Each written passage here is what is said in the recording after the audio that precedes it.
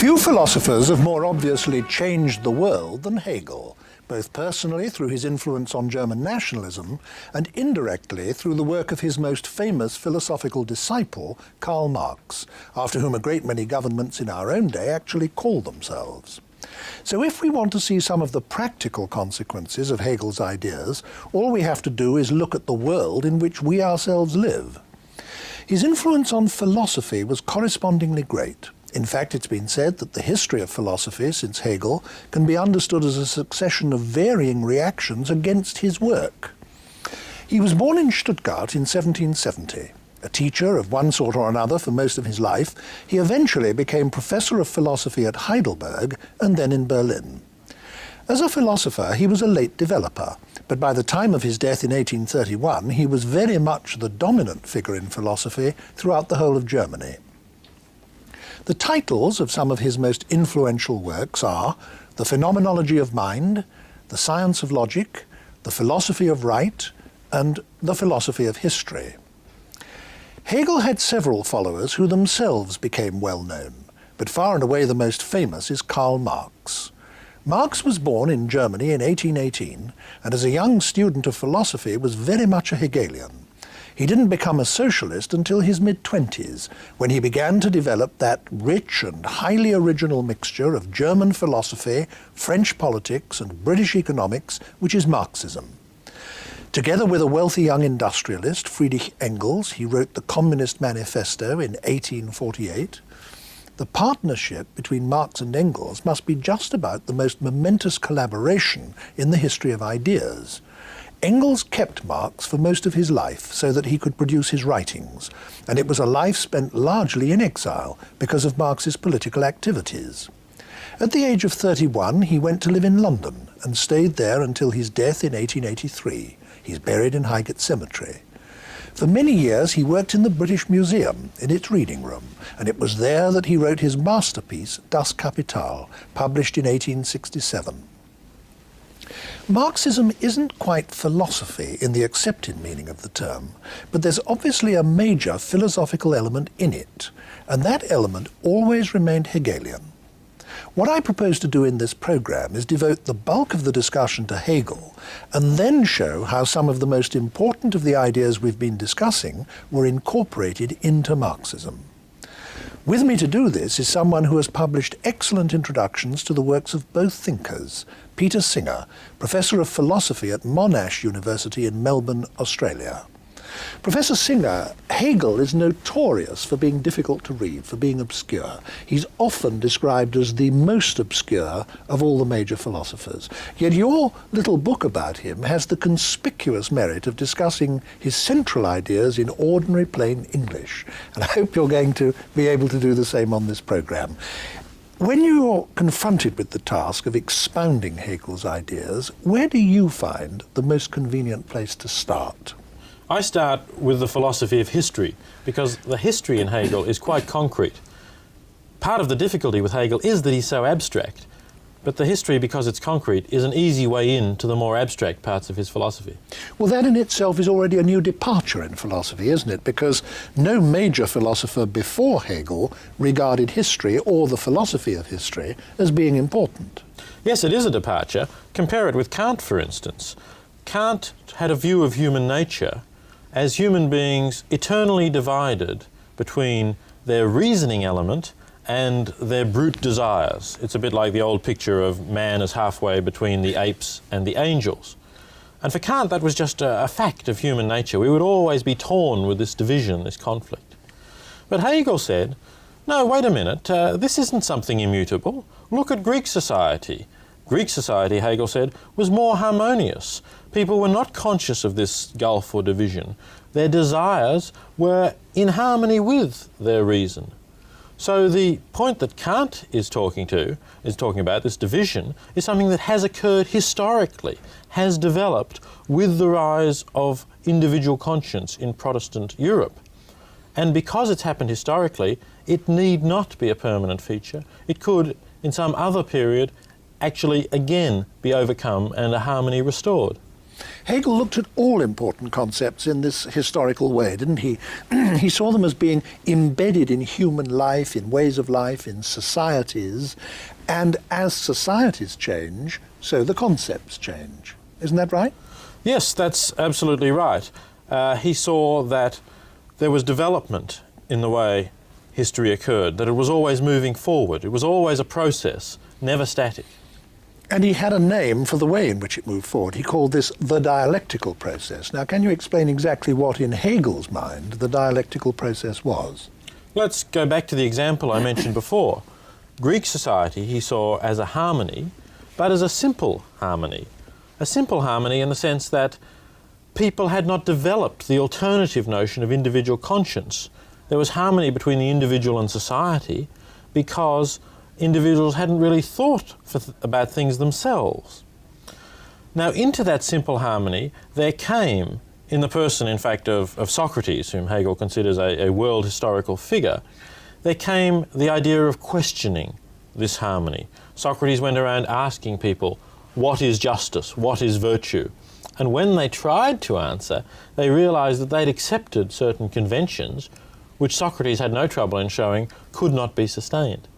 So the simple harmony of Greek society broke down, and because Socrates broke it down, incidentally, Hegel thinks that the Athenians were quite right to condemn Socrates to death. He was genuinely corrupting and subverting Athenian society. But that was an essential part of a historical process because ultimately, and Hegel fills in the gaps, the steps, but ultimately that led to the rise of individual conscience, a second necessary element, and the opposite of Greek society. So we've moved from what Hegel calls the thesis to the antithesis. The antithesis of Greek society is individual conscience risen to its height in Protestant Europe. But that too turns out to be unstable. It leads to the destruction of the French Revolution and the terror that followed the French Revolution. And so that too must give way to a synthesis, to a third stage, which combines harmony and individual conscience.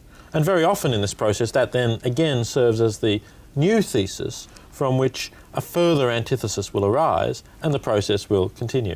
Now, this notion of dialectical change that you've just explained has been so influential ever since Hegel, and it's enormously influential today through Marxism, which embodies it, that I think we must get it completely clear in our minds. So let me just go over it again. The idea is, isn't it, that Hegel put forward that the reason why we human beings are involved in a process of perpetual change is that every complex situation contains within itself conflicting elements, which therefore destabilize the situation. And therefore the situation cannot go on indefinitely. It breaks down into something else within which those conflicts are dissolved or assuaged. But then, of course, in the new situation, you get new conflicts. And so it goes on indefinitely. So you get, as you put it just now, thesis, antithesis, synthesis, which becomes a new thesis using his terminology. And this, Hegelians and following them Marxists think, gives us the key to history, to understanding historical change, the dialectical process. Now, up to that point in the explanation, it would have been open to Hegel to say that the direction that this change took was purely accidental. It could be the random outcome of innumerable random conflicts. But he doesn't say that, does he? He actually thinks this linear process has a direction, has a goal. That's right. And the goal for Hegel is the greater development of mind towards freedom. We are moving always towards consciousness of freedom, towards realizing human freedom and understanding freedom. And that is a process of increasing awareness of freedom and of increasing knowledge of ourselves. Now, what is this change happening to? I mean, wherever we talk of change, in any context whatever, there must be something identifiable that changes. Now, what is it that's changing? In other words, is he writing about whole societies? Is he writing about individuals? What is he writing about in this context? The short answer is that he's writing neither about individuals nor about societies, but about what he calls Geist. Now that German word Geist is a difficult one to translate. The easiest way perhaps would be to say that it happens to mind. Mind is one normal translation of the German word Geist. We mean, when we talk about mental illness, the German word Geisteskrankheit is mentally ill. So you could say it's happening to mind, to your mind and mine, or all our individual minds. But mind also has another meaning which goes beyond that. The notion of spirit. We talk about the Zeitgeist, the spirit of the times. Or we talk about Geist when Germans talk about the Father, the Son and the Holy Ghost. The word Ghost. Heiliger Geist. Heiliger Geist, exactly. Yes. So it also has therefore a somewhat spiritual or religious flavour, which suggests that in some sense there's a reality above and beyond your and my individual mind. And so you could say it's happening to mind, but mind with a capital M, not just mind in the sense of individual human minds. So is Hegel saying then that total reality is something mental or spiritual, or this word Geist may be poised between the mental and the spiritual, and that all the processes that we're talking about are processes ultimately of this ultimate mental or spiritual thing? Yes, that's the ultimate view that Hegel comes down to, that reality is Geist, it's ultimately mental or intellectual.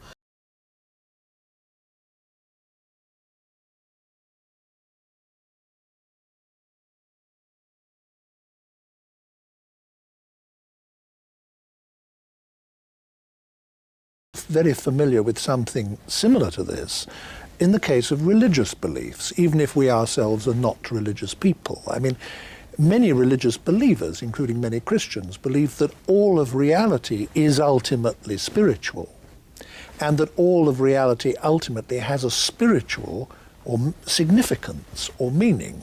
And I suppose Hegel is saying something very closely related to that, is he? Though not necessarily religious in the conventional sense.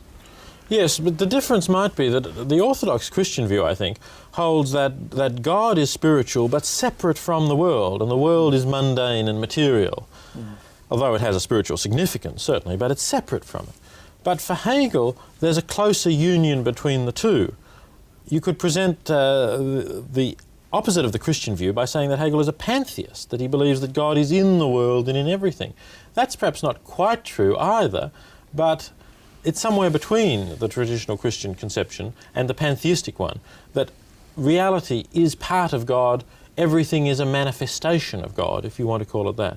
In fact, I mean, it would be true to say that ever since Hegel, there has been a dispute between Hegel scholars or philosophers about precisely this question relating to Hegel's philosophy.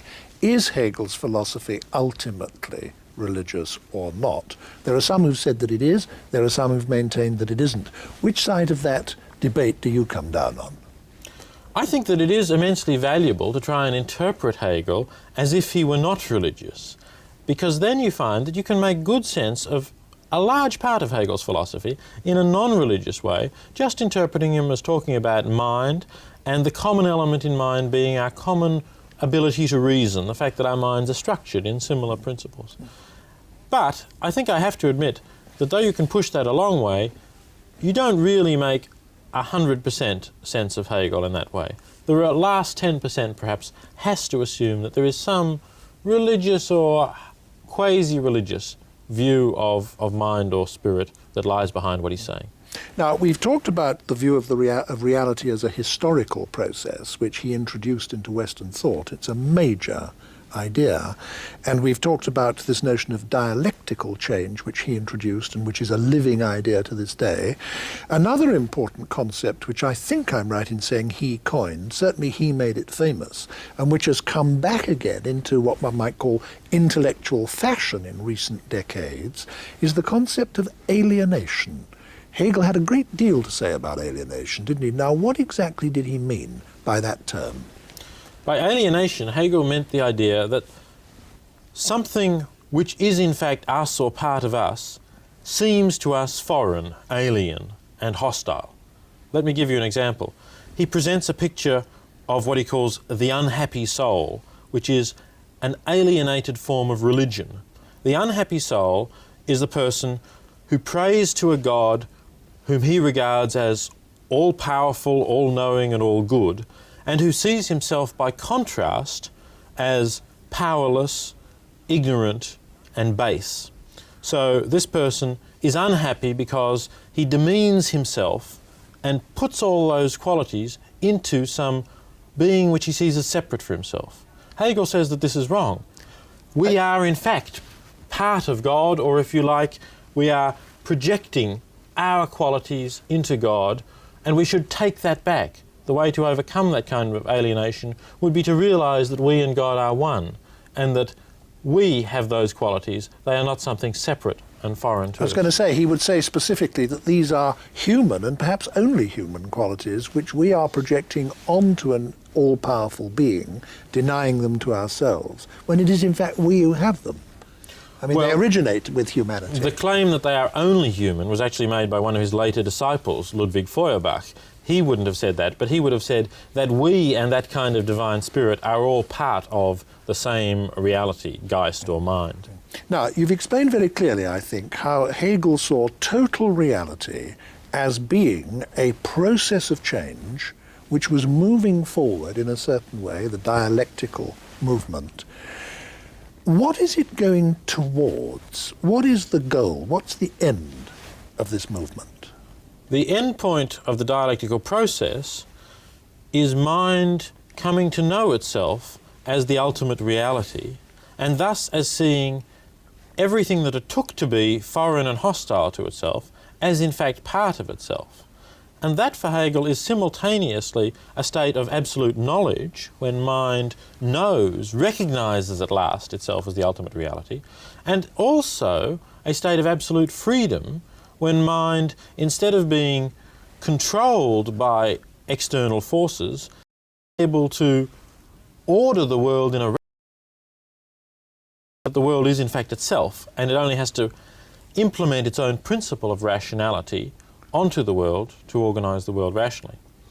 Now, the interesting thing about this culminating process is that because it occurs once mind understands that it is the reality of everything, if you ask the question, when does this actually happen? Well, it happens when Hegel's mind, Hegel's own mind in his philosophical writings and thoughts, grasps the idea that mind is everything. And then he's achieved this. It's not just that Hegel describes the goal, the culmination of all this process, but Hegel's philosophy actually is the very culmination of the whole process he's describing. So when Hegel published his main works, that was total reality at last, achieving awareness of itself, achieving self-knowledge. Yes. It's an amazing piece of sort of grandiose self-projection on the part of a philosopher. I'm not sure quite that Hegel realized that it could be seen in this light. Now, one thing that strikes one about the aim towards which all this is moving, in the way you've just put it, is that it's sometimes seen as freedom, sometimes seen as self-knowledge. And Hegel clearly did think that those were, in some sense, the same thing. And I think a little more needs to be said about that, because it's not at all clear, I think, to most people how self-knowledge can itself constitute freedom. Well, self-knowledge becomes freedom because of the particular nature of mind and of Hegel's idea that mind is the ultimate reality of the world. You see, in the historical process up to the point at which we recognise that, if you like, it's our world, that we are all, up to that point, we have really been pawns in the game. We haven't been controlling the game. We haven't been controlling the historical stage, because things have been happening to us without us realising or understanding why they happen, because what we take to be foreign and hostile aspects of the world are in fact part of us.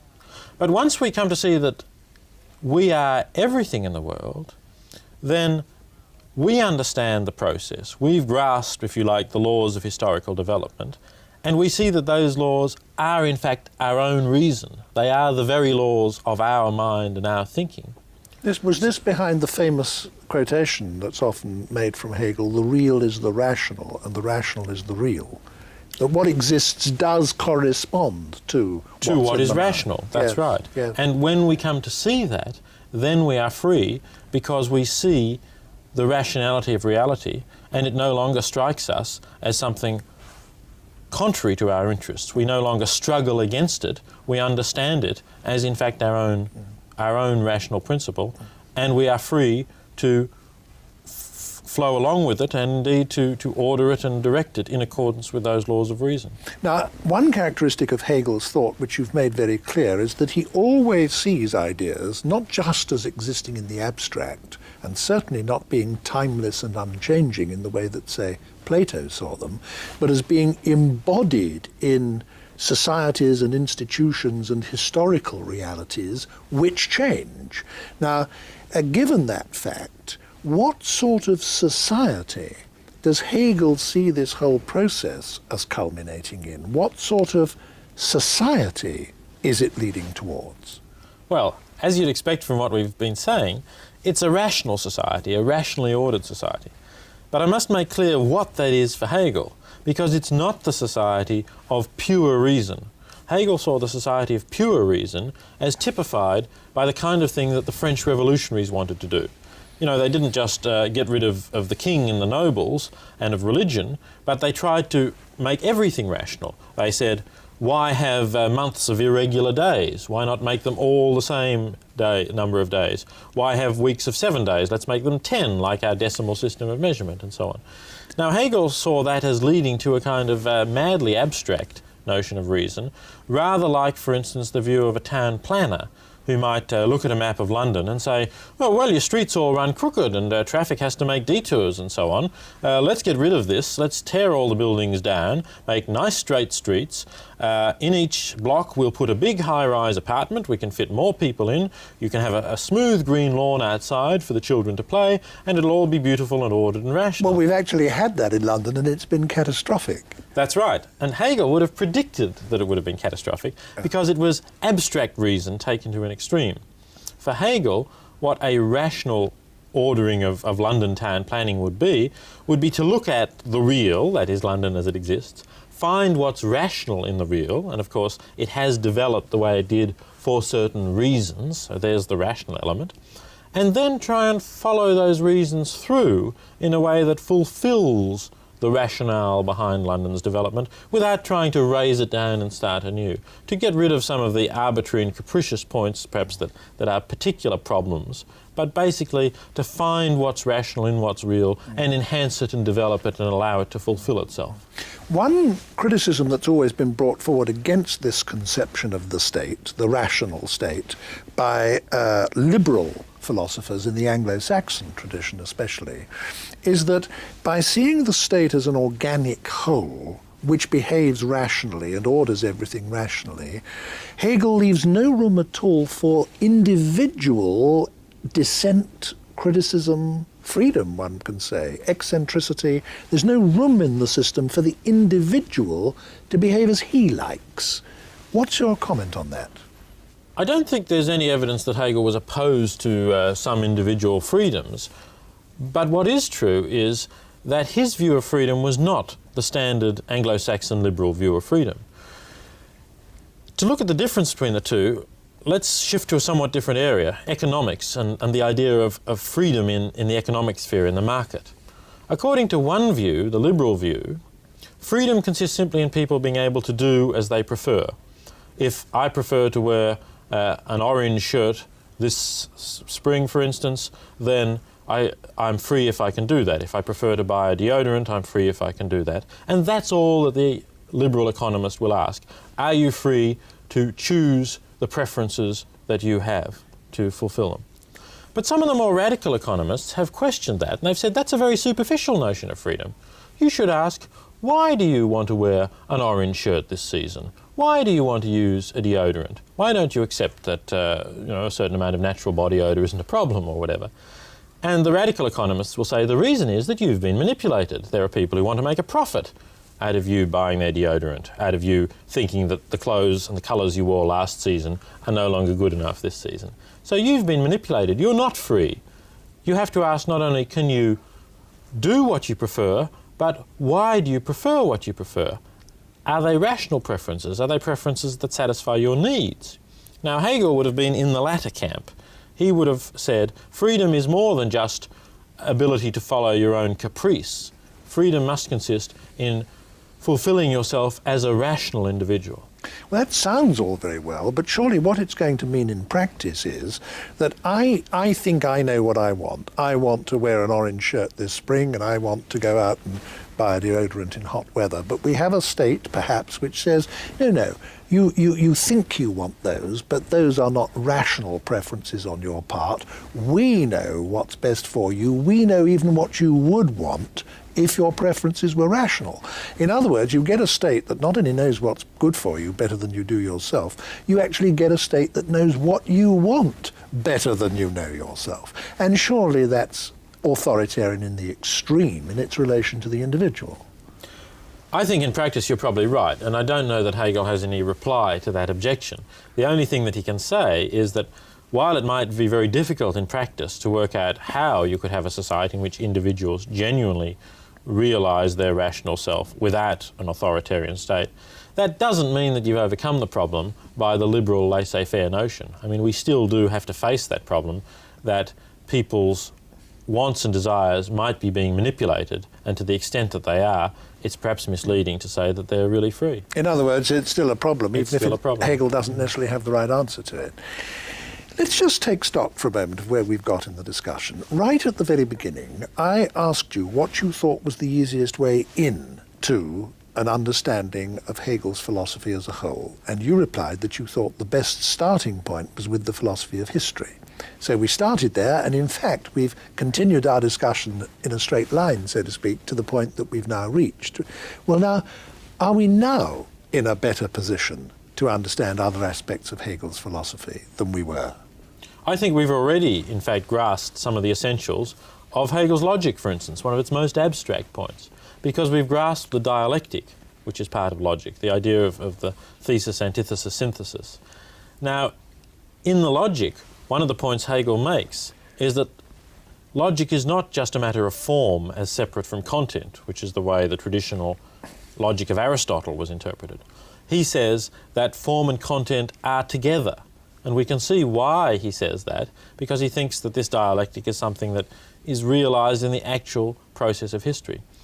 In logic, he says, you study that in the sense of you study truth without its husk, he put it. That is the eternal immutable form of it, irrespective of a particular historical content. But in fact, it's always linked to that content.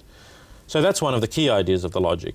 And another point that we've also just touched on is this notion of ultimate reality and the way in which it's in some sense a matter of mind rather than a matter of material things. It seems to me, looking at the exposition of Hegel's ideas that you've put forward up to this point, that there's one central concept out of which almost all the important other ideas naturally arise. The central concept is that understanding reality isn't understanding a given state of affairs, it's understanding a process of perpetual change. The other concepts arise in the following natural order, it seems to me. If one asks oneself, what is it that's changing? Hegel's answer is, it is Geist which is changing, and you've explained what he means by that rather difficult concept, mind, spirit, whatever it may be. If one says, why is it changing? The answer is, because to begin with, it's in a state of alienation, and you've explained that. If one says, what is the process of change? What is the pattern of change? The answer is, it's the dialectical process. If you ask, where is all this change heading? The answer is, well, at the political and social level, it's heading towards an organic society, which we've discussed. At the philosophical level, it's all heading towards absolute knowledge, which you've at least touched on. So in this way, all these central concepts of Geist, alienation, dialectical change, the organic society, all arise out of a consideration of this central idea of reality as a process, as a historical process of change. Now, we've been able to put this very clearly, and the next question I want to ask you is, why didn't Hegel? We said right at the beginning that he's notoriously obscure. Sometimes philosophy students read out passages of Hegel aloud just to make everybody laugh, because it sounds like such gobbledygook. You can read page after page of Hegel sometimes and think, what the hell is he saying? Now, why wasn't he clear when it's possible to be clear about his ideas, as you indeed in your book have shown? Some of his less charitable critics thought that he was deliberately obscure in order to appear more profound, in order to cover what they took to be the shallowness of his ideas. But I don't think his ideas are shallow. I think they're very deep and profound, and that in fact the difficulty comes from the nature of the ideas. One of his students said that whereas an eloquent lecturer might have had everything off by heart and would arrange it well and trot it out clearly, Hegel was always dredging up difficult ideas as he went along, as he lectured. He was bringing these ideas to the surface with great difficulty. And that's the style. The style is one of someone who's thinking aloud and having difficulty with the material. We may very well regret that he didn't then revise and polish it, but in the context of German philosophical style at the time, it's not so surprising that he didn't feel the need for clarity that you just mentioned, because after all, Kant and Fichte, other contemporaries, were also very obscure, and they were still regarded as great philosophers. But the next question that gives rise to is, how did it come about that a philosopher who was so obscure and so difficult to understand acquired, even in his lifetime, such immense influence? I think that's partly due to his situation at the University of Berlin, which was the capital of Prussia, which was then the rising state in Germany at the time, and also due to the fertility of his ideas in a variety of fields. You see, the influence that Hegel had is not just an influence in philosophy, it's an influence in theology, in history, in politics, in economics even, in law. Now, the fact that Hegel's ideas could be applied in those ways shows how fruitful his approach, and particularly the historical elements of his approach, were, because it was that historical idea of things as having developed, as being a process, that could be applied by scholars in all these different areas. Let's come now to the immediate afterlife of Hegel's ideas. One of the first things that happened when he died was that his followers split into two movements, didn't they? They were known as the young Hegelians and the old Hegelians, or alternatively, the left Hegelians and the right Hegelians. Can you tell us something about this division? The right Hegelians were the people who thought that Hegel's philosophy implied that something like the Prussian state was the organic state which Hegel was pointing to. They thought that Hegel had himself said this in the Philosophy of Right, his most explicitly political work. He described a state, a constitutional monarchy, not very different from the Prussian state. And so they thought that there was no need really for further change. They were the conservative or right-wing Hegelians. The left Hegelians said, the basic thrust of Hegel's philosophy is much more radical than that. You see, Hegel talked, as we said at the beginning, about overcoming the division between reason and desire, or between morality and self-interest. That's a very fundamental change to bring about. You can't say that that's occurred in the Prussia of 1830 or whatever. So they said the thrust of Hegel's philosophy is for a much more far-reaching change, a revolutionary change. Now, they had to admit that in the Philosophy of Right, Hegel hadn't written as if he were revolutionary, but they'd pointed out the fact that Hegel's salary was paid by the state of Prussia. So they said Hegel compromised. He sold out. But we must be truer to Hegel than Hegel was to himself. We must carry the ideas forward until we get to the point at which these thesis-antithesis of reason and desire, morality and self-interest are overcome, and we reach the synthesis of a harmonious society in which those gulfs and divisions in human nature are reconciled. And of course, as soon as you talk about the revolutionary followers of Hegel, onto the scene marches the greatest revolutionary thinker of the modern era, Karl Marx, because he was one of the young Hegelians.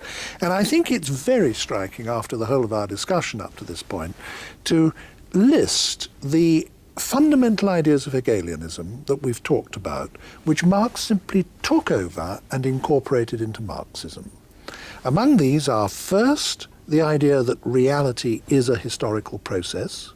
Second, that this process changes by a dialectical movement, dialectical change, historical dialectic.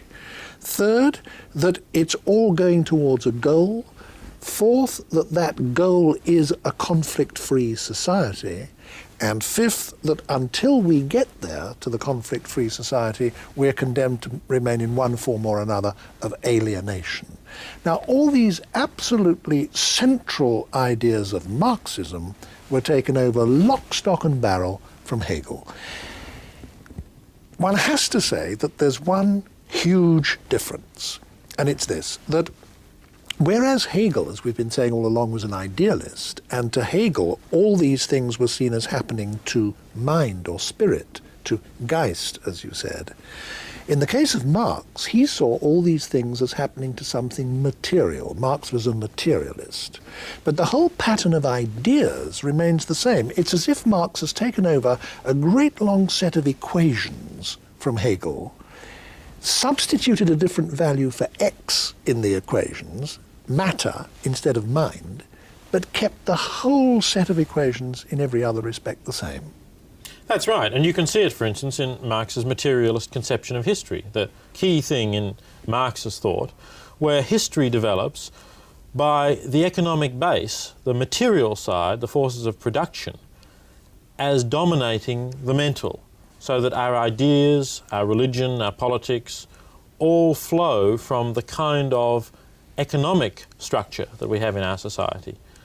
And that's an inversion of Hegel's idea. As Marx himself said, he stood Hegel on his head, because for Hegel it was the development of ideas of freedom and so on, that led to the formation of particular societies and particular historical epochs. Do you think that Karl Marx could be said to have made any important original contribution of his own to philosophy? I don't think Marx made important contributions to philosophy in the narrow sense in which we talk about problems of the ultimate nature of reality. I think that Marx was certainly a materialist, but he didn't argue for his materialism as a philosopher. He really accepted it as something that was pretty obvious, that what mattered was the material world, this kind of thing, and not something remote like Geist, which he more or less dismissed as a kind of speculative German metaphysical abstraction. So he didn't argue for that, and he didn't therefore make contributions to that philosophical discussion. But what he did do was give us a kind of a vision of a world in which we are controlled by our economic circumstances, and in which we are therefore not free. It's still rather like Hegel in that we are pawns in the game of history. And in order to become free, we must control the economic forces, which after all are our own forces. What is economics after all but our own ways of providing for food, providing for shelter, and so on. So it's a vision in which the things that we do control us, and we instead must control them. That's a powerful and broadly philosophical vision of the human situation, but it's not an important philosophical discovery in the narrow or academic sense of the word philosophy. Now, taking the two very closely linked philosophies of Hegelianism and Marxism together, what would you say has been their most important, or some of their most important, positive contributions to human thought? What have they given us that's really useful in our understanding of the world? Well, it's clear from what we've said that the idea of history as a process which affects every aspect of our thinking and our ideas is a crucial thing that's come from Hegel and Marx. It became almost the dominant thing in the 19th century, didn't it? As with evolution, seeing everything as having evolved, having developed. We can't now imagine looking at societies or ideas as timeless entities independent of their history. And that's something that we owe to Hegel and Marx. And that's one very important thing. The other thing is this notion of freedom, the idea that is distinct from the liberal notion that we cannot be free unless we control our destiny, unless we, instead of being blown about by the winds of economic circumstances for Marx or the unseen hand of reason for Hegel, unless we actually take control of it, realize our own power, realize the capacity of human beings collectively to control our destiny, and grasp that. That may, as you said, have some dangerous tendencies in it, but it's a very important idea, and I don't think it's one that we can ever give up once we've been presented with it by Hegel and Marx. Now, I do have to ask you about the minuses as well as the pluses. The ideas of both of these philosophers have become associated in the 20th century, since their deaths, with totalitarianism. Hegel with German nationalism culminating in Hitler, and Marx with communism, which was seen at its most horrific in the state created by Stalin. Both of these societies were societies that murdered millions of their own people. Now, I'm not suggesting that either of the two philosophers would ever have expected that, and certainly not that they would have wanted it. But they were both philosophers who regarded the embodiment of ideas in history, in institutions, in social reality as being an essential feature of ideas, yet when their own ideas were so embodied, they had these catastrophic results. Why was that? Well, I think their own ideas were misembodied. I don't think you can really trace Hegelian ideas at all in Hitler's kind of racist nationalism. You can't find that kind of racism. They said so, but you Hegel. think that was a complete misrepresentation? It was a complete misrepresentation yes. of Hegel in that yes. case, certainly. Yes. And also, and it's perhaps the ultimate irony in what happened to Marx. Marx, as I've been saying, was a philosopher of freedom. He cherished freedom. He hated subordination. He was once asked by his daughter to write down what the vice that he most detested was. He replied, servility. Servility, the very vice, the very thing you needed to survive in Stalin's totalitarianism, of course. And yet it's true that these ideas did get misapplied, did get distorted. Well, now why? What is there about the ideas that led to this outcome? I think in the end there's a faulty view of human nature. Partly there's an attempt to show a greater unity than really exists between human beings, and we could trace this to Hegel's notion of mind or Geist as something which is above and beyond the differences between individual minds. But we find it also in Marx and in the idea that if you change the economic circumstances, you'll change human nature, and then we will all overcome the divisions between one and another, the division between my interest and your interest and our individual interests and the interests of society. They will all disappear once we get rid of the economic structure which leads us to compete in the marketplace for money and wealth and so on. Now, it seems, unfortunately, that has proven false, that you can change the economic basis, but you don't get rid of the divisions between reason and desire, between my interest and yours, or between individual and society. That in fact what happens once you make it impossible or very difficult for people to compete with each other for wealth is they then start competing for status or for power or something of that sort.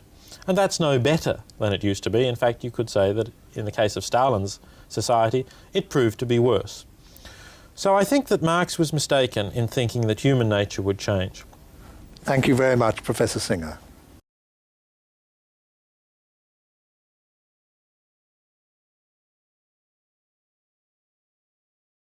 During this last lecture of the series, I propose to say, however rash it may seem, what it is that the heart of Romanticism appears to me to be. I should like to go back again to a theme which I spoke of in the first and second lectures on this topic, namely the old tradition which is at the heart of all Western thought for at least 2,000 years and more before the middle of the 18th century. That particular attitude, those particular beliefs which it appears to me Romanticism attacked and gravely damaged, namely the old proposition that virtue is knowledge, a proposition which was enunciated, I suppose, for the first time explicitly by Socrates in the pages of Plato, and which is common to him and to the Christian tradition. What kind of knowledge one may disagree about. There are battles between one philosopher and another, one religion and another, one scientist and another, between religion and science, between religion and art, between every kind of attitude and every kind of school of thought and every other. But the battle is invariably about what is that true knowledge of reality, the possession of which makes it possible for men to know what to do, how to fit in. The proposition that there is a nature of things such that if you know this nature and know yourself in relation to this nature, and if there is a divinity, if you know this divinity and understand the relationships between everything that composes the universe, then your goals as well as the facts about yourself must become clear to you, and you understand what it is that you should do if you are to fulfill yourself in the manner in which your nature cries out for. And for this it is necessary to know whether the knowledge is a knowledge of physics or psychology or theology or some intuitive kind of knowledge, individual or public, whether it is confined to experts or maybe known by every man. About all these things, disagreement may occur. But that there is such a knowledge, that is the foundation of the entire Western tradition, which, as I say, Romanticism attacked. This is the view of the jigsaw puzzle of which we must fit in the fragments. That is the view of the secret treasure which we must seek. The essence of this view is there is a body of facts to which we must submit. Science is submission. Science is being guided by the nature of things, scrupulous regard for what there is, non-deviation from the nature of things, understanding, knowledge, adaptation. The opposite of this, which is, I think, what the Romantic movement proclaimed, may be summarized under two heads. One, which will be familiar to you from these lectures, is the notion of the indomitable will. Not knowledge of values, but their creation is what men do. You create values, you create goals, you create ends, and in the end, you create your own vision of the universe, exactly as artists create works of art. And before the artist has created a work of art, it doesn't exist. It isn't anywhere. There is no copying, there is no adaptation, there is no learning of the rules, there is no external check, so to speak. There is no structure which you must understand and adapt yourself to before you can proceed. The heart of the entire process is invention, creation, making out of literally nothing or out of any materials that may be to hand. And the most central aspect of this view is, of course, that your universe is as you choose to make it, to some degree at any rate. That is the philosophy of Fichte, that is to some extent the philosophy of Schelling, that is the insight, indeed, in our own day, even of such psychologists as Freud, who maintain that the universe of people possessed by one set of will illusions or possessed by another set of fantasies, it will be different from those possessed by another. The second proposition is that there is no, and it really is in some sense connected to the first, is that there is no structure of things. There is no pattern to which you must adapt yourself. There is only, if not the flow, the endless self-creativity of the universe. The universe must be conceived of not as a set of facts, not as a pattern of events, not as a collection of lumps in space, three-dimensional entities, bound together by certain unbreakable relations, as, for example, taught to us by, say, physics, chemistry, and the other natural sciences.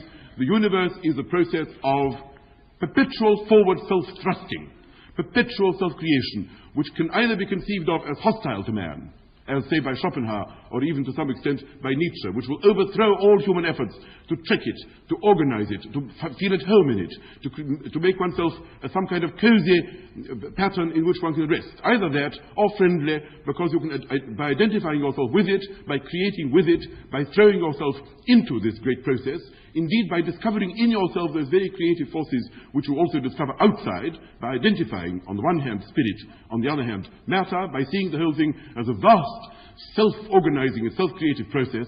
By doing this, you will at last be free. Understanding is not the proper term to use, because understanding throughout presupposes the understander and the understood, the knower and the known, some kind of gap between the subject and the object. But here there is no object. There is only the subject, in some sense, thrusting itself forward. The subject may be the universe, the subject may be the individual, the subject may be the class, the nation, the church, whatever is identified as the truest reality, so to speak, of which the universe consists. But in any case, it is, as I say, a process of perpetual forward creation. And all schemas, all generalizations, all patterns put upon it are forms of distortion, are forms of breaking. When Wordsworth said that to dissect is to murder, this is approximately what he meant. And he was much the mildest of those who expressed this particular point of view. To ignore this, to evade it, to attempt to see these things as in some sense submissive to some kind of intellectualization, some sort of plan, that to attempt to draw up a set of rules or a set of laws or a formula and so forth is a form of self-indulgence and in the end, suicidal stupidity. That, at any rate, is the sermon of the Romantics. Wherever you try and understand anything by whatever powers you have, you will discover, as I tried to say last time, you will discover that what you are pursuing is inexhaustible, that you are trying to catch the uncatchable, that you are trying to apply a formula to something which evades your formula, because wherever you try and nail it down, new abysses open, and these abysses open to yet other abysses. The only persons who have ever made sense of reality are those who understand that to try and circumscribe these things, to try and nail them down, to try and describe them, no matter how scrupulously, is a vain task. And this will be true not only of science, which of course does this by means of the most rigorous generalizations to the Romantics, the most external and empty kind, but even those scrupulous writers, those scrupulous describers of experience, realists, naturalists, those who belong to the school of the flow of consciousness, Proust, Tolstoy, the most gifted diviners of every movement of the human spirit, even those, to the extent to which they commit themselves to some kind of objective description, whether by external inspection or the most subtle introspection, the most subtle insight into the inner movements of the spirit, so long as they labor under the illusion that it is possible once and for all to write down, to describe, to give any finality to the process which they are trying to catch, which they are trying to nail down, so long as this goes on, unreality will result, fantasy will result. Some attempt always to cage the uncageable, so to speak.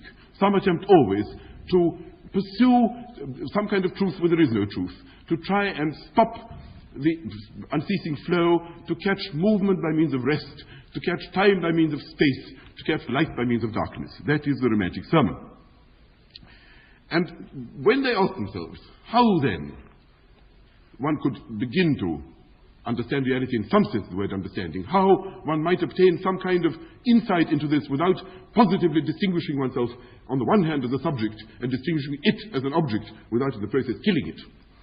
The answer which they sought to give, at least some of them, was that the only way of doing this was by means of myths, by means of these symbols of which I tried to speak last time, because myths embody within themselves something inarticulable, and also somehow manage to encapsulate the dark, the irrational, the inexpressible, that which in some way conveys the deep darkness of this whole process by images which themselves carry you to further images and which themselves point in some infinite direction. That is, at any rate, what the Germans, who I think are responsible for this whole outlook in the end, preached.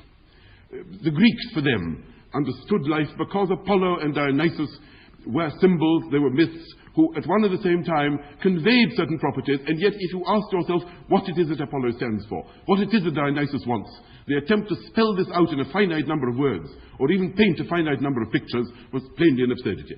And therefore, in some sense, myths are at one and the same time images which the mind can contemplate in relative tranquility, and yet also something which is everlasting, follows each generation, transforms itself in the transformation of men, and it's in some sense an inexhaustible supply of the relevant images which are at once static and eternal. But these images, the Greek images, are dead for us, for we are not Greeks. That much Herder taught them. The notion of returning to Dionysus or returning to Odin is absurd. Therefore we must have modern myths. And since there are no modern myths, because science has killed them, or at any rate has made the atmosphere unpropitious to them, we must create them. And so there is a conscious process of myth-making. And we get, in the early 19th century, all this conscientious and painful effort to construct myths, perhaps not so painful, perhaps some of it could be described as spontaneous, the effort to construct myths which shall serve us in the way in which the old myths served the Greeks. The roots of life are lost in darkness, said Wilhelm Schlegel. The magic of life rests on insoluble mystery, and this is what the myths must somehow incorporate. The romantic art, said his brother Friedrich, is a perpetual becoming, without ever attaining of perfection. Nothing can plumb its depths. It alone is infinite, alone free. Its first law is the will of the Creator, the will of the Creator that knows no law. All art is an attempt to evoke by symbols the inexpressible vision of the unceasing activity which is life. This is what I have attempted to convey. Now, that is how Hamlet, for example, becomes a myth. That is how Don Quixote becomes a myth. That is how Faust becomes a myth. What Shakespeare would have said about the extraordinary literature which was accumulated around Hamlet, what Cervantes would have said about the extraordinary adventures which Don Quixote has had from the early 19th century onwards, I don't know. But at any rate, these things were converted into rich sources of mythology, and if their inventors knew nothing about it, so much the better. The assumption was the author cannot know what dark depths he plumbs. Mozart cannot tell what genius it is that inspires him. Indeed, so far as he can tell, his genius probably to that extent dries up. And that, I think, if you wish for a very vivid illustration of the myth-making capacity of the early 19th century, which is really the heart of the Romantic movement, the attempt, so to speak, to break reality into fragments, to get away from the structure of things, to say the unsayable and so on, the history of the opera Don Giovanni, of Mozart's Don Giovanni, is quite an apt illustration. As everyone who has heard it knows, the opera ends, or almost ends, with the destruction of Don Giovanni by the infernal forces. After he fails to reform, after he fails to repent, thunder is heard and he is swallowed up by the forces of hell. At the end of which, after he has been swallowed up and the smoke on the stage is cleared, there is a sextet on the part of the remaining characters in the drama, who then sing a very pretty little sextet about how splendid it is that Don Giovanni has been destroyed while they are alive and happy, and propose to seek a perfectly peaceful and contented and ordinary life, each in his own fashion. Mazzetto is going to marry Zerlina, Elvira will go back to her convent, Leporello will find a new master, Ottavio will marry Donna Anna, and so on. In the 19th century, this perfectly harmless sextet, was one of the most charming of Mozart's pieces, was regarded by the public as blasphemous, and was therefore never performed. It was first reintroduced into the European repertory, so far as I know, by Mahler towards the end of the 19th or beginning of the 20th century, and is now regularly played. The reason is this. Here is this vast and dominating, sinister, symbolic figure, Don Giovanni, who stands, we know not for what, but certainly for something inexpressible. He stands perhaps for art as against life. He stands perhaps for some principle of inexhaustible evil against some kind of Philistine good. He stands for power, he stands for magic, he stands for some kind of infernal forces of a superhuman kind. And the opera ends with an enormous climax in which one infernal force is swallowed by another, and this vast melodrama rises to a volcanic climax which is meant to cow the audience and show them amidst what an unstable and what a terrifying world they live. And then suddenly this Philistine little piece, this sextet which follows, in which the characters simply peacefully sing about the fact that a rake has been punished and good men will continue their life, their ordinary, perfectly peaceful lives thereafter. This was regarded as inartistic, shallow, pathetic and disgusting, and therefore eliminated. Now, this elevation of Don Giovanni into a vast myth which dominates over us, which must somehow be interpreted in a way to convey some kind of the profoundest and most inexpressible aspects of the terrifying nature of reality, was certainly very far from the thoughts of the librettist, and probably very far from the thoughts of Mozart. The librettist, Lorenzo da Ponte, who started life as a converted Jew in Venice and ended it, I think, as a music teacher in Philadelphia, was certainly very remote from any thought of placing upon the stage one of the vast symbols of spiritual existence on earth. But in the 19th century, this was the attitude taken towards Don Giovanni, and he continued to haunt the minds of the 19th century. He haunted Kierkegaard's mind to a very profound degree, and he haunted the minds of the 19th century, and indeed does so until the present day. This is a very, very typical example of the total reversal of values, of the complete transformation of something which started off by being dry, classical, symmetrical, and in every respect in accordance with the conventions of the age, into something which bursts its frame and suddenly begins to spread its wings in the most unaccustomed and fearful fashion. This particular view of, so to speak, of great images dominating mankind, of dark forces, the unconscious, and the importance of the inexpressible, and the necessity of discounting it and allowing for it, spreads into every sphere of human activity. It's by no means confined to art. It certainly enters into other spheres. It enters, for example, into politics. First, in a mild way, in Burke's great images of the society, great society of the dead and the living, and those not yet born, bound together by myriad unanalyzable strands to which we are loyal, so that every attempt to try and rationally analyze it, say as a social contract, or say as some kind of utilitarian arrangement for the purpose of living a happier life or preventing collisions with human beings, every such attempt is shallow and betrays the inner, the inexpressible spirit which dominates any human association, which carries it forward, loyalty to which, spiritual immersion in which, is at the very heart of true, genuine, deep, devoted human life. Then, Müller, who was a German disciple of Burke, it really reaches its most eloquent form. Let me read it to you. Science, says Müller, can only reproduce a lifeless state. By state he means a political state. Death cannot represent life. Nor can stagnation, that is the social contract, the liberal state, is what he means, the English state in particular, nor stagnation movement. Science, utilitarianism, the use of machinery, that does not convey the state. That conveys a mere factory, an insurance company, a mercantile society, not the intimate association of every physical and spiritual need, of the whole of this physical and spiritual wealth, of the totality of the internal and external life of a people into a great, energetic, infinitely active and living whole. These mystical words then become the heart and center of the whole organic theory of political life and of loyalty to the state, and of the state as a spiritual organization, which in a sense is symbolic of the spiritual powers of divine mystery, which is very nearly what the state among the romantics, at least the extreme romantics, undoubtedly becomes. It enters the sphere of law. In the German school of historical jurisprudence, the notion that true law is not that which a given person, say a king or say an assembly, happens to pass, which is simply an empirical event, guided perhaps by utilitarian or other contemptible considerations. It isn't that, nor is it something eternal, those laws of nature, those divine laws which any rational soul can discover for itself, as taught, say, by the Roman Church, or as taught, say, by the Stoics, or as taught, say, by the 18th century French philosophers.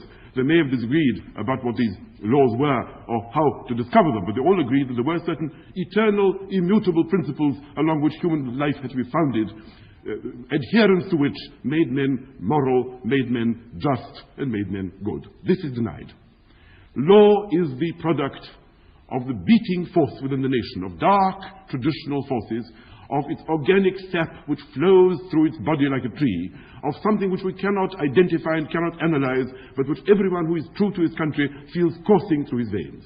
Therefore, law is a traditional growth.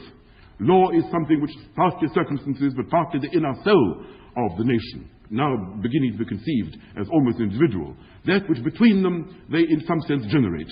And therefore, true law is traditional law. Every nation has its own law, every nation has its own shape, and this shape goes far into the misty past, and its roots are somewhere in the darkness, and unless its roots are in the darkness, it is too easily overthrown. De Maistre, who was a reactionary French Catholic philosopher, who I think only half believed in this organic view of life, inasmuch as, theoretically at least, he was an adherent of Thomism. De Maistre says, anything which man can make, man can mar. Anything which man can create, man can destroy. Therefore, the only thing which is eternal is this mysterious, frightening process which goes on far below the level of consciousness. This is what creates traditions. This is what creates states, nations, constitutions. Anything written, anything articulated, anything arrived at by sensible men in a cool hour is a thin, superficial thing likely to collapse when other equally sane and equally superficial and equally reasonable men refute it. And this, therefore, has no true basis in reality. This is also true of historical theory, certainly, on the part of the great German historical school, which again tries to trace historical evolution out of unconscious dark factors, interweaving with each other in all kinds of inexplicable ways. There is even such a thing as romantic economics, in the form, for example, of the economics of men like Fichte and of Liszt, particularly in Germany, who believed in the necessity of, say, creating an isolated state, the geschlossene Handelsstaat, an isolated state in which the true spiritual force of the nation can exercise itself without being buffeted by other nations. That is to say, where the purpose of the economics, the purpose of money, the purpose of trade is towards the spiritual self-perfection of man and does not obey so-called unbreakable laws of economics, which even people like Burke believed. Burke believed, said indeed, that the laws of commerce are the laws of nature and therefore the laws of God, and deduced from this that nothing can be done about passing any radical reform, and the poor would have to starve. This is approximately the consequence of this. This was, as you know, one of the consequences which led the laissez-faire school of economics into a certain amount of justified disrepute. The romantic economics is the precise opposite of this. All economic institutions must be bent towards some kind of ideal of living together in a spiritually progressive manner. And above all, you mustn't make the mistake of supposing that there are external laws, that there are some kind of objective given laws of economics which in some way are beyond human control. This is a typical return to the rerum natura. This means once again you believe in a structure of things which can be studied, which sits still while you look at it and describe it, and this is false. Any such assumption that there are objective laws is simply a human fantasy, a human invention, an attempt on the part of human beings to justify their conduct, and particularly their disreputable conduct, by calling into being, by placing the responsibility upon the shoulders of imaginary external laws, such as the laws of supply and demand, or any other kind of external laws, this law of politics, that law of economics, which is alleged to be unalterable, and which therefore in some way not only explains, but justifies the poverty, squalor, and other unattractive social phenomena. The romantics in this respect could be either progressive or reactionary. In what might be called revolutionary states, radical states, created after the French Revolution, they were reactionary, they called back for some kind of medieval darkness. In reactionary states, say Prussia after 1812, they became progressive inasmuch as they regarded this artificial creation of the King of Prussia as a suffocating artificial mechanism which stifled the natural organic thrust of the life of the human beings imprisoned by it. So it could take either form. That is why we get revolutionary romantics and reactionary romantics. That is why it's impossible to pin romanticism down to any given political view, however often this has been tried. This, I think, is the fundamental, those are the fundamental bases of romanticism. Will and the emptiness, so to speak, of outer space. The fact that there is no structure to things, that you can really mold these things as you will. They only come into being as a result of your molding activity. And therefore, opposition to any view which tried to represent reality as having some kind of form which could be studied, written down, learnt, communicated to others, and in other respects treated in a scientific manner. There is no province in which I think this particular attitude is more evident than the field of music, about which I have not yet spoken.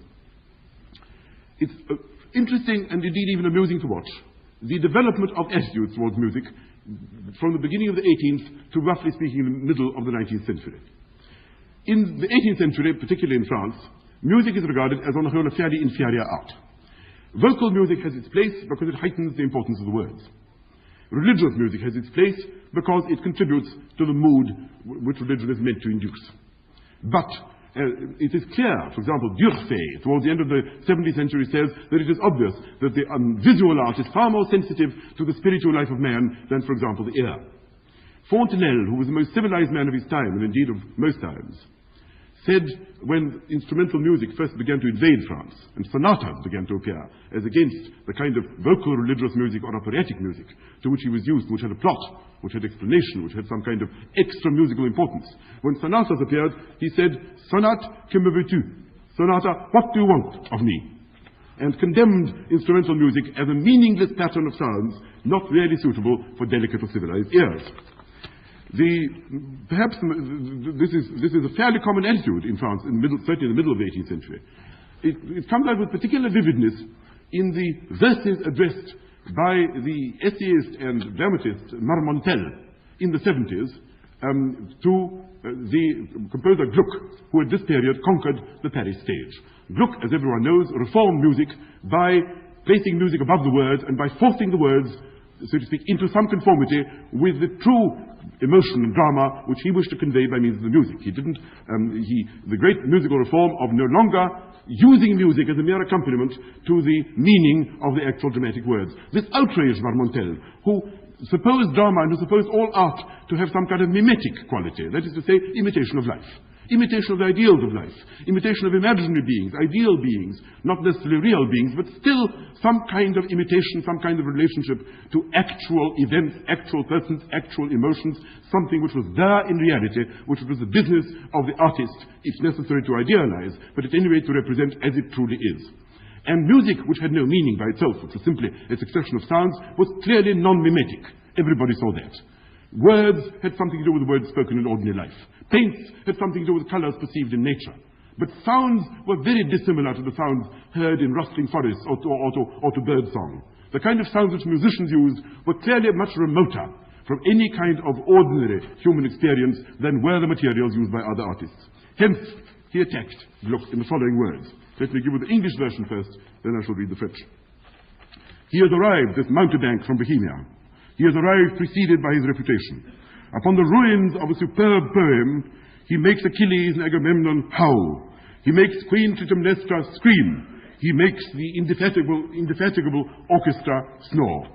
Il arriva, ce jongleur de bohème. Il arriva précédé de son nom. Sur le débris d'un superbe poème, il fit beugler Achille Agamemnon. Il fit hurler la reine Clytemnestre. Il fit ronfler l'infatigable orchestre. This is a very typical attack of its time, so it is by no means uncharacteristic. This is approximately the attitude of those who didn't wish to give up association with nature or the idea of imitation to this peculiar notion of mere expression of the inner soul. This is true about Fontane, writing in 1785. For him, the only purpose of music is to evoke certain emotions. Unless it evokes some kind of emotions which are already there, unless it is reminiscent of something, unless it is in some sense associated with experience of some kind, it has no value. Certainly sound as such express nothing and need never be employed in this particular way. Madame de Stael, very typically, already in the beginning of the 19th century, speaking about music of which she alleged herself to be extremely fond, said something of this sort. The value of music lies in the following. What man, she says, exhausted by a life of passion, can listen with indifference to the tunes of his tranquil youth? What woman whose beauty time has at last ravaged can hear without emotion the song that her lover once sang? Well, no doubt this is true, but this is a very different type of approach to music from that which was already being expressed by the romantic Germans of this particular period. Even Stendhal, who liked Rossini with an almost physical passion, says about the music of Beethoven that he detests these combinations, he detests the combinations of this learned and almost mathematical harmony. Rather, the sort of thing which people nowadays might be inclined to say about, say, Schoenberg. This is very different from Wackenroder, who wrote in 1795, music shows us all the movements of our spirit disembodied. Or of Schopenhauer, who says, the musician reveals to us the intimate essence of the world. He is the interpreter of the profoundest wisdom, speaking a language which reason cannot understand. Neither reason nor indeed anything else, let's speak. That was Schopenhauer's point. Because, in some sense, this music was the expression of the naked will of that internal energy which moves the world, of that inexpressible inner drive or will which in fact is the essence for him of reality, and which all other arts, to some extent, try to tame, order, arrange, organize, and to that extent, cut into, distort, and kill. And this, of course, is also the view of Tieck and of Schlegel and of all the romantics, who indeed some were very fond of music. And there are essays by Hoffmann, not only remarkable essays on Beethoven, remarkable essays on Mozart, but also remarkable essays on the actual significance and cosmic, metaphysical significance, let us say, of the tonic and the fifth, which are described as vast giants in glittering arms.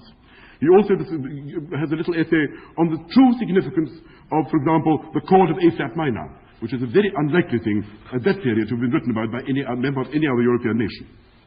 This, then, is, so to speak, the attitude towards music, which is abstract, detached from life, direct expression, non-mimetic, non-imitative, and at the furthest possible end to any kind of objective description of anything. Nevertheless, of course, they didn't think that the arts ought to be unbridled, that one should simply sing whatever comes to one's head, paint whatever the mood charges one to paint, or give absolutely completely undisciplined expression to the emotions. They've been charged with this by Professor Irving Babbitt and others, but mistakenly.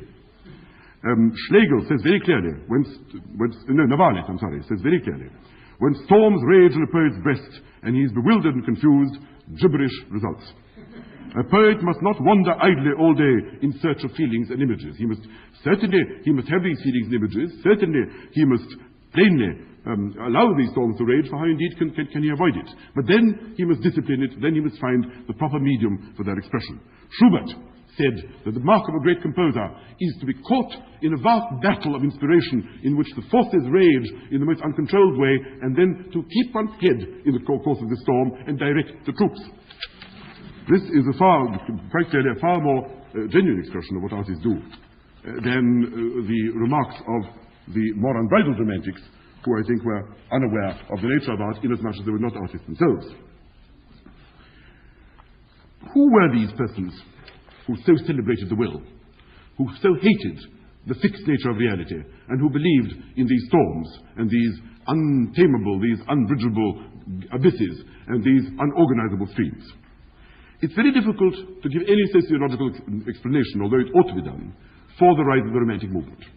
The only explanation that I've ever been able to discover is by looking at who these persons were, particularly in Germany.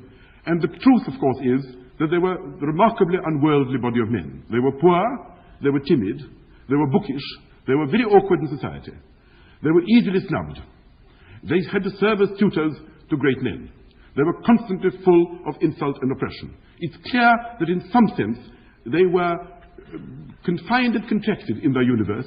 They were like Diderot's description of the bent twig, which always jumped back and hit its bender, so to speak. And that is, I think, what is on the whole true of these Germans. There was something perhaps about Prussia, where most of them came from, about this excessively paternalistic state of Frederick the Great, about the fact that he was a mercantilist and therefore increased the wealth of Prussia, increased her army, made her most powerful and rich of all the German states, but at the same time pauperized her peasants and did not allow sufficient opportunity to most of her citizens.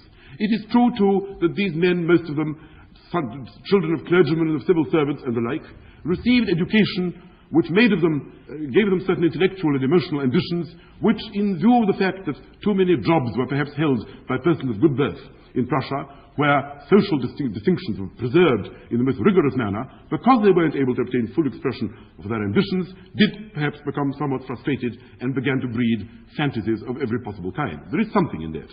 At any rate, it seems to me to be a more reasonable explanation that this should have been the case, that men of a humiliated kind, excited perhaps by the French Revolution and by the general overturn of events, should have given rise to this, than the theory of Monsieur EATER, who thinks that the movement really began in France among ladies and is really due to the effect upon the nerves of the consumption of too much tea and coffee, of corsets which were too tight, of cosmetics which were poisonous, and of other means of self-beautification which had physically deleterious results. This doesn't appear to me on the whole a theory which is worth pursuing very much further. At any rate, the movement rose in Germany. It arose in Germany, and there it found its truest home. But it travelled. It travelled certainly beyond the confines of Germany. It travelled to every country where there was some kind of social discontent and dissatisfaction, particularly to countries oppressed by small elites of brutal or oppressive or inefficient men, particularly in Eastern Europe, and it found its home, perhaps it found its most passionate expression of all countries, England, where Byron certainly was the leader of the entire Romantic movement, in the sense that Byronism became almost synonymous with Romanticism in the early 19th century. Where Byron, so to speak, how Byron became a Romantic is too long a story, which I don't think I can even attempt to tell, even if I knew it. But there is no doubt that he is a person perhaps best described by Chateaubriand, who said, "The ancients scarcely knew the secret anxiety, the bitterness of strangled passions, all fermenting uselessly. A large political life, games in the gymnasium or on the field of Mars, the business of the forum, public business filled our time and left no place for the appalling and destructive ennui of the heart." That, I think, is certainly Byron's condition, and I think Chateaubriand, who was only perhaps half a romantic in the sense that he was subjective and introspective and tried to make a kind of vague myth out of Christian values to replace the no longer available myths of the ancient world of the Middle Ages, which Chateaubriand seems to me to have described accurately. Chateaubriand is half respectful and half ironical towards this movement. Perhaps the best expression of it was given by a little French jingle, which I shall now read to you, written by an anonymous poet at the beginning of the 19th century. L'obéissance est douce aux vils cœurs du classique. Ils ont toujours quelqu'un pour modèle et pour loi. Un artiste ne doit écouter que son moi, et l'orgueil seul emplit les âmes romantiques. Obedience is sweet to the vile heart of the classic. They always have someone as a model or as a law. An artist must only listen to his own self, and pride alone fills romantic hearts. This is certainly the position of Byron in the emotional and indeed political world of the 19th century. Byron's chief emphasis is upon the indomitable will. And the whole philosophy of voluntarism, the whole philosophy of the fact that there is a world which must be subdued and subjugated by superior persons, really takes its rise from him. So the French romantics, from Hugo onwards, are really, in a certain sense, disciples of Byron. Byron and Goethe are the great names. But Goethe was a very ambiguous romantic. And although in Faust he created somebody who keeps saying, forward, forward, never stop, never cease, never ask the moment to wait.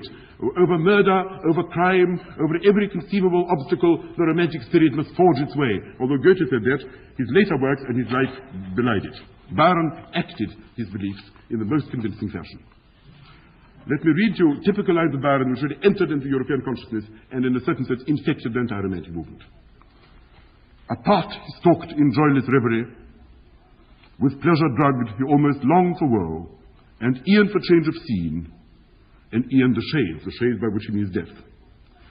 There was in him a vital scorn of all. He stood a stranger in this breathing world. This is the typical note of the outcast, the exile, the Superman, the man who cannot put up with the existing world because his soul is too large to contain it, because he has ideals which in some sense presuppose the necessity of perpetual fervent movement forward, which is constantly confined by the stupidity, the unimaginativeness and the flatness of the existing world.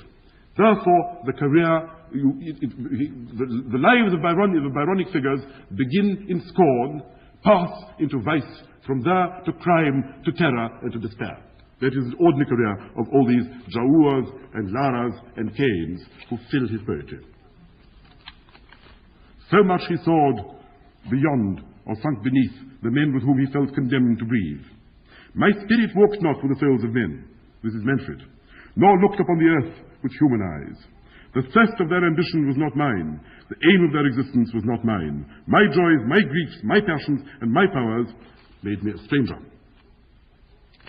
Now, the whole of the Byronic syndrome, so to speak, consists in adhesion to these two propositions, or rather two values, which I tried to expound. One of which is the will, and the other of which is the absence of a structure of the world to which one must, in some sense, make one adjust oneself. And from Byron it passes to others.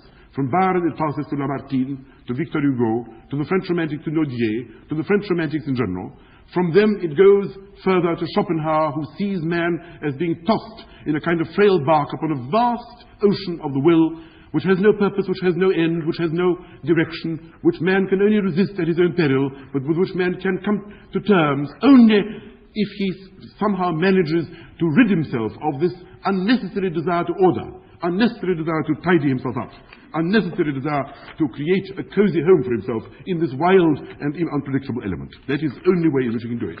From Schopenhauer it goes to Wagner, whose whole sermon in The Ring, for example, is the appalling nature of unsatisfiable desire, which must lead to the most fearful suffering and ultimately to the immolation in the most violent fashion of all those who are possessed by a desire which they can at one and the same time neither avoid nor satisfy, and the result of which must be some kind of ultimate extinction.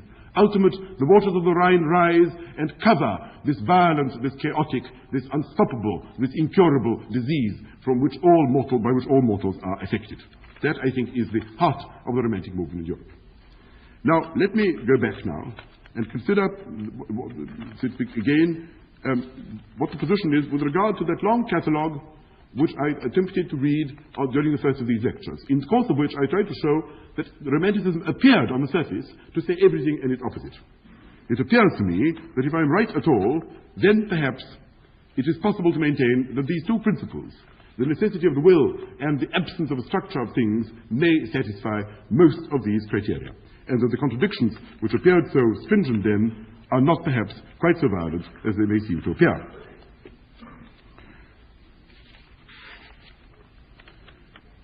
If you begin, for example, with the notion of the fact that, about which Professor Lovejoy complains so bitterly. How can it be that the word Romanticism stands at one and the same time for two such contradictory things as, on the one hand, noble savages, primitivism, the simple life, rosy-cheeked peasants, away from the frightful sophistication of the cities and towards smiling prairies of then the United States, or some other simple form of life in some existent or non-existent part of the globe. On the one hand that, and on the other hand, blue wigs, green hair, upstart, and Jardin de Nerval pulling his lobster along the streets of Paris in order to attract some degree of attention to himself, which indeed he succeeded in doing. If you ask what is common to these two, and Professor Lovejoy quite naturally expresses certain surprise that the same word should be comfortably used for both, what is common to them both is that they both wish to break up the nature of the given. In the 18th century, you have a sophisticated form of life. You have extreme order of sophistication. You have forms, you have rules, you have laws, you have etiquette. You have an extremely tight and well-organized form of life, whether in the arts or in politics or in any other sphere. Anything which destroys this, anything which blows it up is welcome. And therefore, whether you go to the Isles of the Blessed, whether you go to the noble Indians, whether you go to the simple uncorrupted heart of the simple man as sung by Rousseau, on the one hand, or whether you go to green wigs and blue waistcoats and men of wild distempers and of people with the most extreme sophistication and savage bohemianism of life, whichever of these you go to, at any rate, both these are methods of blowing up the given, of shattering that which is given, just as in Hoffmann, the fact that brass knockers become old women, or old women become city councillors, or city councillors become bowls of punch, is not simply meant to titillate your feelings, not simply meant to be a slightly fantastic kind of story which gives pleasure and is immediately forgotten. Just as even in Gogol's famous story, The Nose, the fact that a nose detaches itself from the face of a minor civil servant and then has romantic adventures of a very violent kind in a top hat and a great coat, is not merely meant to be a rather peculiar story, but is somehow meant to be an invasion of, an attack upon the hideous nature of the unalterable given. The fact that you wish to show that underneath this smooth surface there are frightful, inexpressible forces boiling, and that, so to speak, nothing can be taken for granted, and that a profound view of life essentially entails the breaking of this mirror-like surface. So, in the case of Romanticism, whichever way you turn, whether it is towards extreme sophistication or some unheard-of simplicity, the result will be the same. Of course, if you think that you actually can become a noble savage, if you think that you actually can transform yourself into a simple native of some unsophisticated country living a very primitive life, then the magic is gone. But none of them did. The whole point of the romantic vision of the noble savage was that he was unattainable. If he was attainable, he was useless. That is certainly true, because then he becomes this awful given, this frightful rule of life which is just as confining, just as disciplining, just as detestable as that which it replaces. And therefore, the unfindable, the unattainable, the infinite, and so forth, these are the heart of the matter.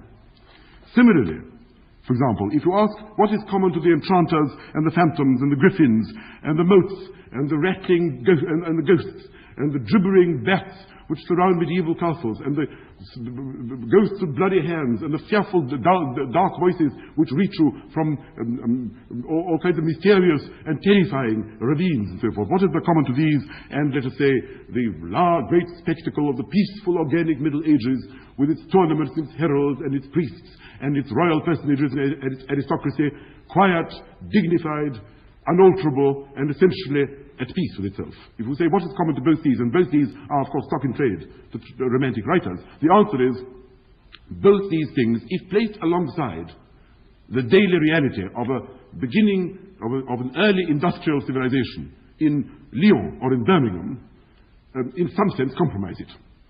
That is to say, even Scott, let us take the extraordinary case of Scott. Here is a writer commonly accounted as a romantic. In a sense, you may ask, as indeed a number of puzzled Marxist critics do ask, why is Scott a romantic writer? Scott is simply an extremely imaginative and scrupulous writer who managed to describe with considerable fidelity, in a way to affect all kinds of historians, the life of ages preceding his own, say 17th century Scotland, say 13th century England, say 15th century France, and so forth. Why is this romantic? Well, by itself it wouldn't be. Naturally, if you are simply a very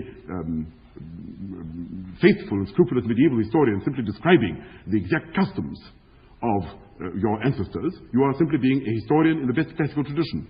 And you are simply telling the truth as well as you are able, and this is in no sense a romantic, but on the contrary, a highly reputable academic activity.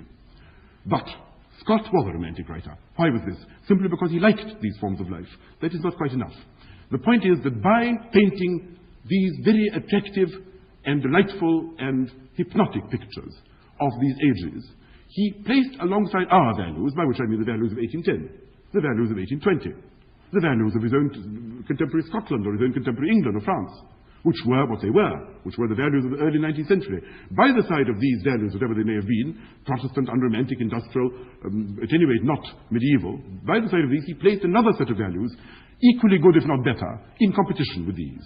And this in some sense shattered the monopoly, shattered the possibility of the fact that every age is as good as it can be and is indeed advancing to an even better one. If you ask the difference between Macaulay and Scott, you will see it precisely in this. But Macaulay really does believe in progress. He believes everything fits into its own place, and the 17th century was less fortunate than the 18th, and the 18th much less luckier than the 19th. Everything is all right where it is. Everything can be explained in terms of its own causal forces, and we are progressing.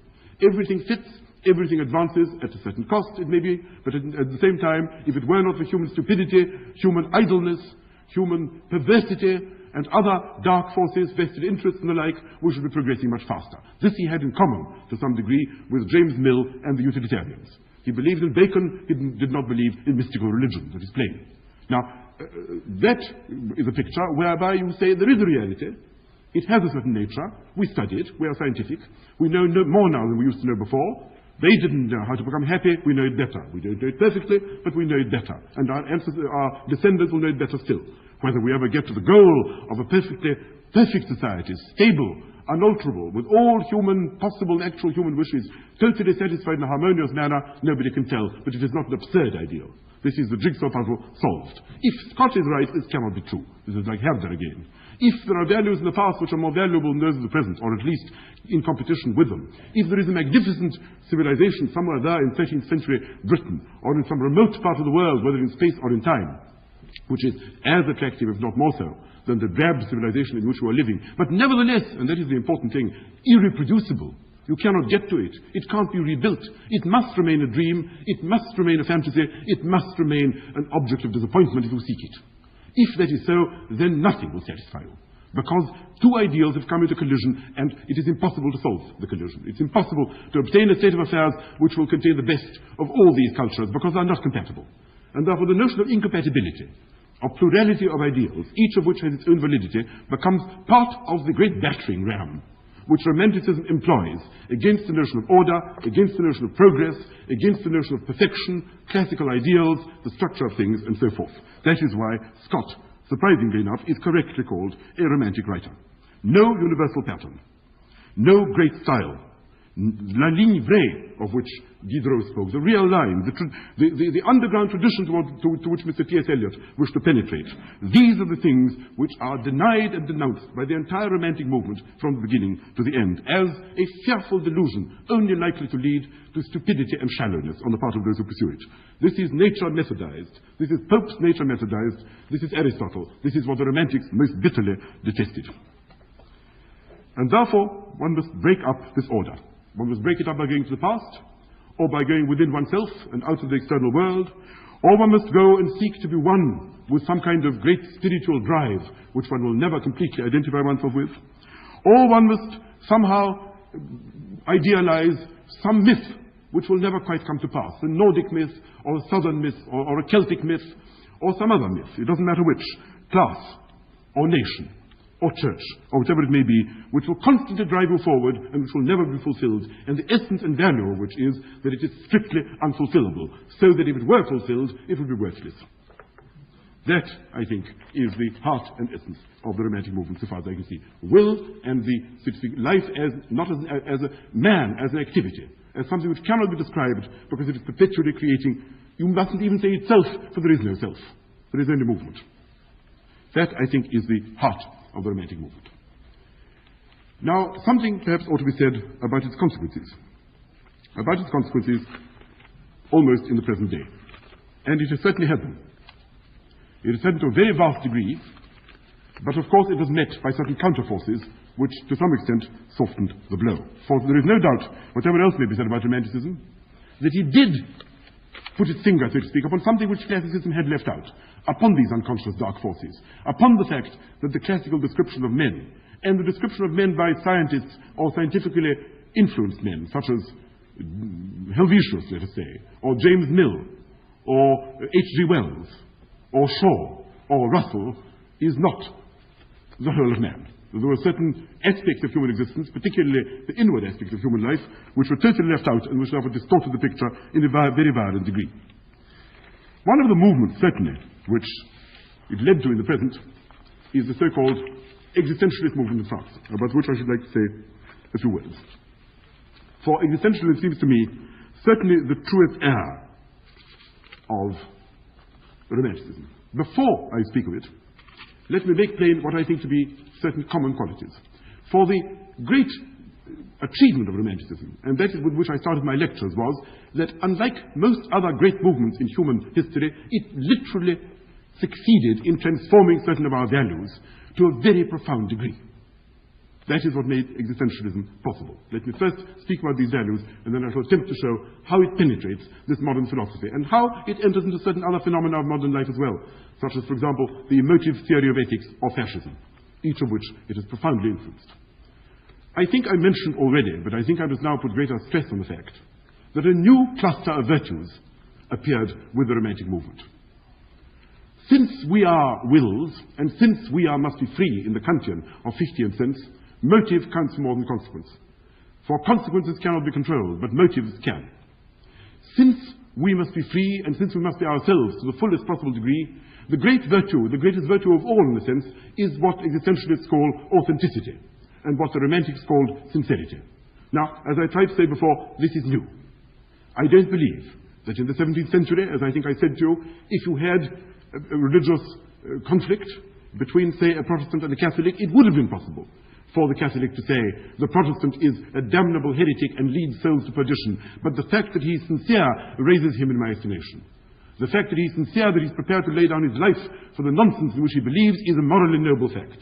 And that anyone, so to speak, who is sufficiently a man of integrity, anyone who is prepared to sacrifice himself upon any altar, no matter what, has a moral personality which is worthy of respect, no matter how detestable or how false the ideals to which he bows his knee. The notion of idealism, as I say, is new. Idealism means that you respect people for the fact that they are prepared to give up health, wealth, popularity, power, all kinds of desirable things which their emotions demand, which that which they can't control themselves, what Kant called the external factors, emotions which are themselves part of the psychological or physical world, that people are prepared to lay that aside for the sake of something with which they truly identify themselves, no matter what. And the notion that idealism is a good thing and realism a bad one. And I think I said to you before, if I say I am something of a realist, you now mean I am about to tell a lie or do something peculiarly shabby. That sense of realism is the result of the Romantic movement. Namely, that sincerity becomes a virtue in itself. And this, I think, is, so to speak, at the heart of the whole thing. The fact that there is admiration from the 1820s onwards for minorities as such, for defiance as such, for failure as being nobler in certain respects than success, for every kind of opposition to reality, for, so to speak, what is called taking up positions on principle where the principle may itself be absurd. That this in some way is not regarded with the kind of contempt with which you regard, say, a man who says twice 2 is 7, which is also a principle, but which nevertheless you know to be the assertion of something false, is significant. Because what Romanticism did was to undermine the notion that in matters of value, politics, morals, aesthetics, there are such things as objective criteria which operate between human beings, such that anyone who doesn't use these criteria is simply either a liar or a madman, which is true, say, of mathematics or of physics. And this division between where objective truth obtains, say mathematics, say physics, say certain regions of common sense, and where objective truth has been compromised, say ethics, say aesthetics and so forth, that I think is new. And that I think has created a new attitude to life. Whether good or bad, I will not volunteer to say. That is to say, if you ask yourself, for example, what kind of moral evaluation you would give to certain historical personages. I don't know.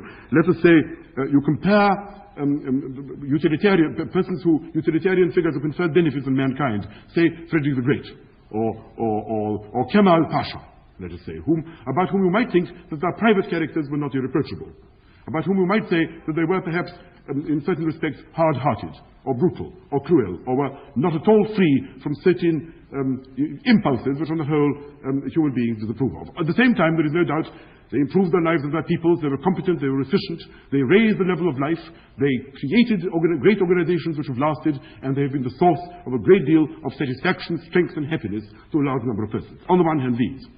And if, on the other hand, you compare them with, say, someone who obviously caused suffering, John of Leyden, who caused cannibalism to occur in the city of Münster, who caused a large number of people to be slaughtered for the sake of his own apocalyptic religion, Torquemada, who, let us say, destroyed a very large number of persons whom today we should consider innocent for the sake of their souls, with the purest possible motive.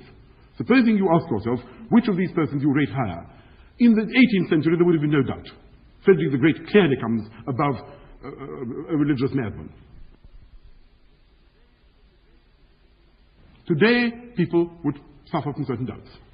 They would suffer from certain doubts because they think that idealism, sincerity, dedication, purity of heart, purity of mind are qualities preferable to corruption, wickedness, calculation,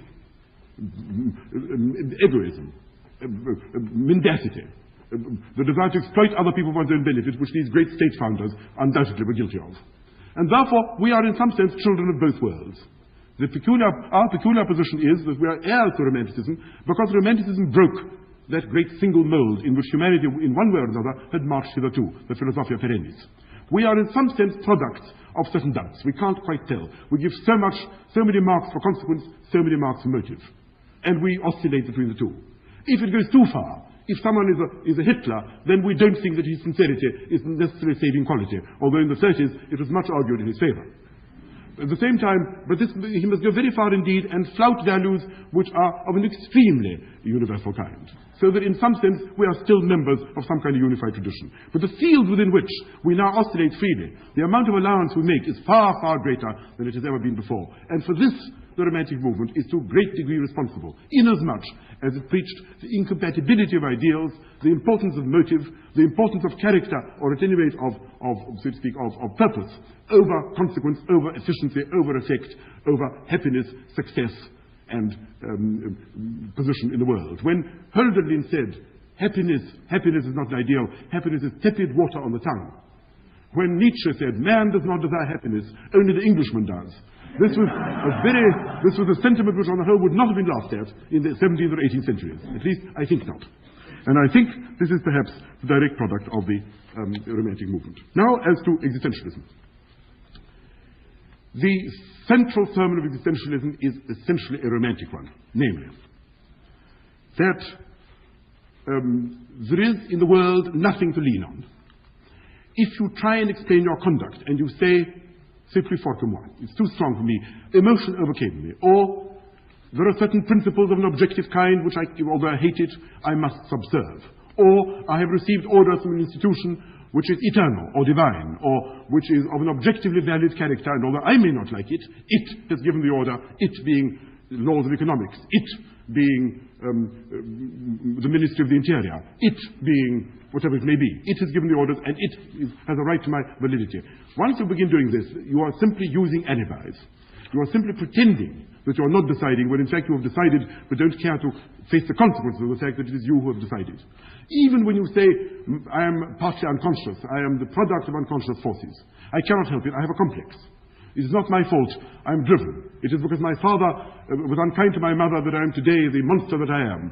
This is, broadly speaking, and I think he's probably right about this, is broadly speaking an attempt to curry favour or to obtain sympathy by transferring the weight of responsibility for your acts, in which you are entirely free, to something objective. It doesn't matter whether it is a political organization or a psychological doctrine. But somewhere you are trying to shift responsibility from your shoulders, because of course it is you who decide it. Once you say you are a monster and don't mind being a monster, evidently, it's a kind of complacent acceptance of something which you know to be evil, but of which we take the curse, off which we take a curse by saying, not I, society is responsible. We're all determined. We cannot help it. There is a causality which pervades the world, and I am merely the instrument of powerful forces which I can no more prevent from making me evil as it can prevent from making you good. You are not to be congratulated for being good, nor am I condemned for being evil. Neither of us can help our fate. We are simply fragments of an enormous causal process. Sartre, I think with a certain justice, echoes the views of Fichte, echoes the views of Kant, which is where it all comes from, ultimately, in saying that this is, in some sense, either self-deception or deliberate deception of others. And the existentialists, of course, go further than this. They say that the very notion of a metaphysical structure of the universe, theology or metaphysics, they attempt to say that certain things have essences, which merely means things are what they are of necessity. We arrive in a world which has a certain structure which cannot be altered. Physical structure, chemical structure, social structure, psychological structure, and metaphysical and theological structure, with God at the head of this great creation and the amoeba below, or whatever it is you may believe in. These are nothing but pathetic attempts on the part of human beings to make themselves at home in the world by breeding enormous cozy fantasies, so that the world shall be such that they shall be able to fit into it more comfortably and shall not have to face the appalling prospect of total responsibility for all their acts upon their own shoulders. And when they give motives for doing what they do, when they say, I've done this because of that, because in order to pursue this, and you say, but why should you pursue this particular end? And you say, because it is objectively right. That, too, for the existentialist, is again an attempt to transfer responsibility of what should be a free choice in a vacuum onto something which is not yours, which is objective. Natural law, the sayings of the sages, the pronouncements of sacred books, the pronouncement of scientists in the laboratory, what psychologists and sociologists say, what politicians or economists declare, not I, they. And this is regarded as, on the whole, an attempt to shuffle off responsibility and to blind oneself unnecessarily to the fact that the universe is in fact a kind of void. That is what is meant by calling it absurd. A kind of void in which you and you alone exist, and you make whatever there is to make, and you are responsible for making what you make, and you cannot plead extenuation. All excuses are false, and all explanations are explaining the way. And this might as well be faced by a man who is brave enough and tragic enough to face reality as he should. This is the Stoic sermon of existentialism, and it derives directly from Romanticism. Some Romantics, of course, went too far, by which I mean this. Let me give you the extraordinary example of Stirner, which I think will perhaps lead us to see what it is in the end that is valuable in Romanticism, even for us now. Stirner was a German Hegelian schoolmaster who argued quite correctly as follows. The Romantics are quite right in supposing that when we think that institutions are eternal, this is a mistake. Institutions are created freely by human beings for the benefit of other human beings and in time become worn out. And therefore, by looking at them from the point of view of the present, we see they are worn out, we must abolish them and have new institutions freely arrived at by our own indomitable will. This is not merely true of political institutions, economic institutions, or other public institutions. It's equally true of doctrines. Doctrines can also be a most terrible weight upon us, fearful chains and tyrannies which yoke us down to all kinds of views which the present or our own wills no longer desiderate. But if it is true, and therefore theories too must be blown up. Any kind of general theory, say Hegel, say Marx, is itself a ghastly form of despotism, which claims to have some kind of objective validity beyond the choice of individual men. This cannot be right, for it confines us and cribs us and limits our free activity. But if this is true about doctrines, it will be equally true of all general propositions. But if it is true of all general propositions, then, and this is the last step of all, which some Romantics certainly took, it's true of all words. Because all words are general. They all classify. If I use the word yellow, I want to mean by it what I meant by it yesterday and what you will mean by it tomorrow. And this, of course, is a terrible yoke. This is a fearful despotism. Why should the word yellow mean the same thing now and tomorrow? Why can't I alter it? Why should twice two always make four? Why should words be uniform? Why can't I make up my own universe each time as I begin? But of course, if I do that, then if there is no systematic symbolism, I can't think. And if I can't think, I go mad. And to do him justice, Stirner did duly go mad.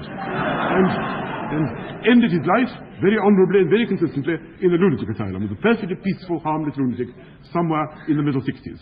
But something of the sort was also boiling in the mind of Nietzsche, who was a far superior thinker, but who in certain respects resembles Stirner. And from this, I think, a moral may be drawn, namely, that so long as we live in society, we communicate.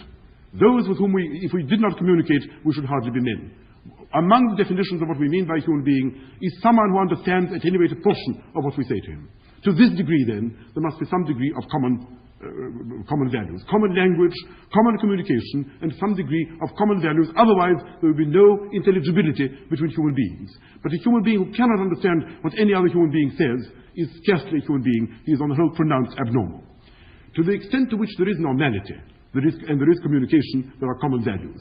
To the extent to which there are common values, it is impossible to say everything must be created by me. If I find something given, smash it.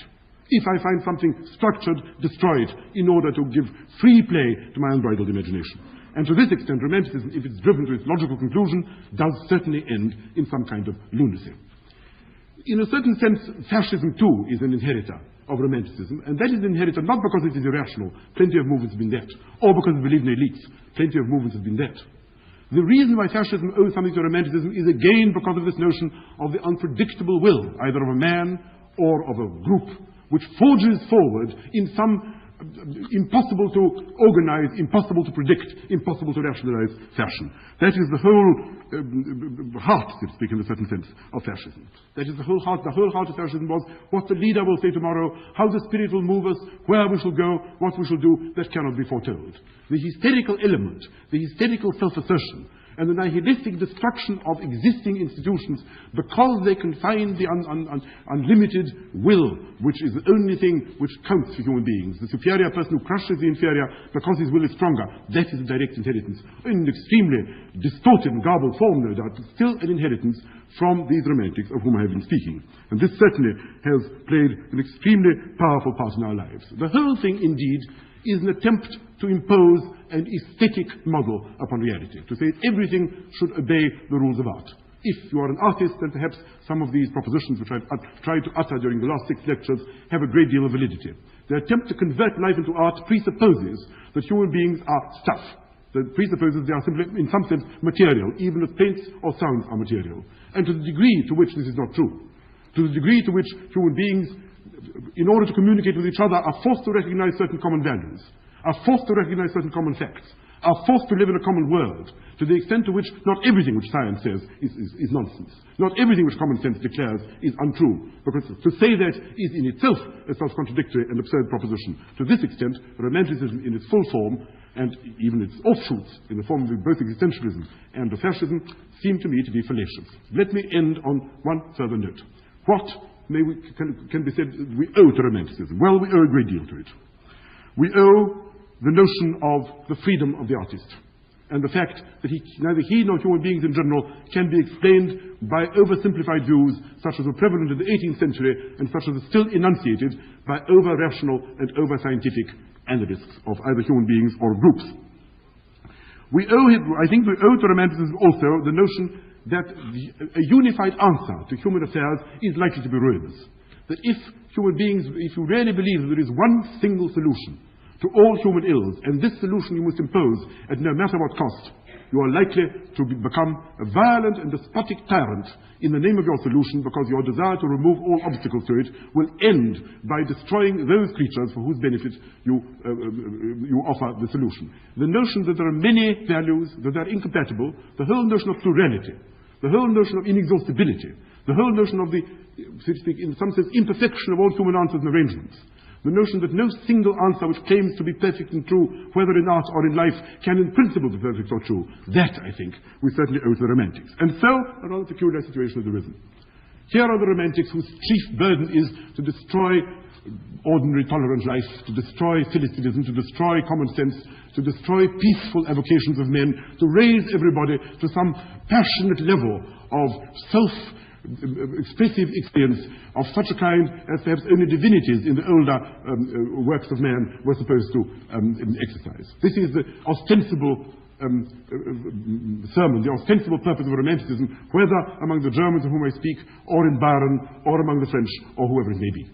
And yet, as a result of making clear the existence of plurality of values, by the result of driving wedges into the notion of the classical ideal, of the single answer to all questions, of the rationalizability of everything, of the answerability of all questions, of the whole jigsaw puzzle conception of life. By doing this, they have, as it were, put forward prominently laid emphasis upon the incompatibility of human ideals. And if these ideals are incompatible, then human beings sooner or later realize that they must make do, they must make compromises, because if they seek to destroy others, others will seek to destroy them. With the result that as a result of this passionate, fanatical, half-mad doctrine, we have appreciation of the necessity of tolerating others, the necessity of preserving an imperfect equilibrium in human affairs, the impossibility of driving human beings so far into the pen which we have created for them, or into the single solution which possesses us, that they will ultimately revolt against us, or at any rate be crushed by it. So the result of Romanticism is liberalism, toleration, decency, and the appreciation of the imperfections of life. Some degree of increased, if you like, rational self-understanding. This certainly was very, very far from the intentions of Romanticism. But at the same time, so far as Romantic doctrine is true, they are the persons who most strongly emphasize the unpredictability of all human activities. And in their own particular case, they are hoisted their own petard. Aiming at one thing, they produced, fortunately for us all, almost the exact opposite. Thank you very much. I'm most grateful to you for having had the patience to listen to these 6 long lectures.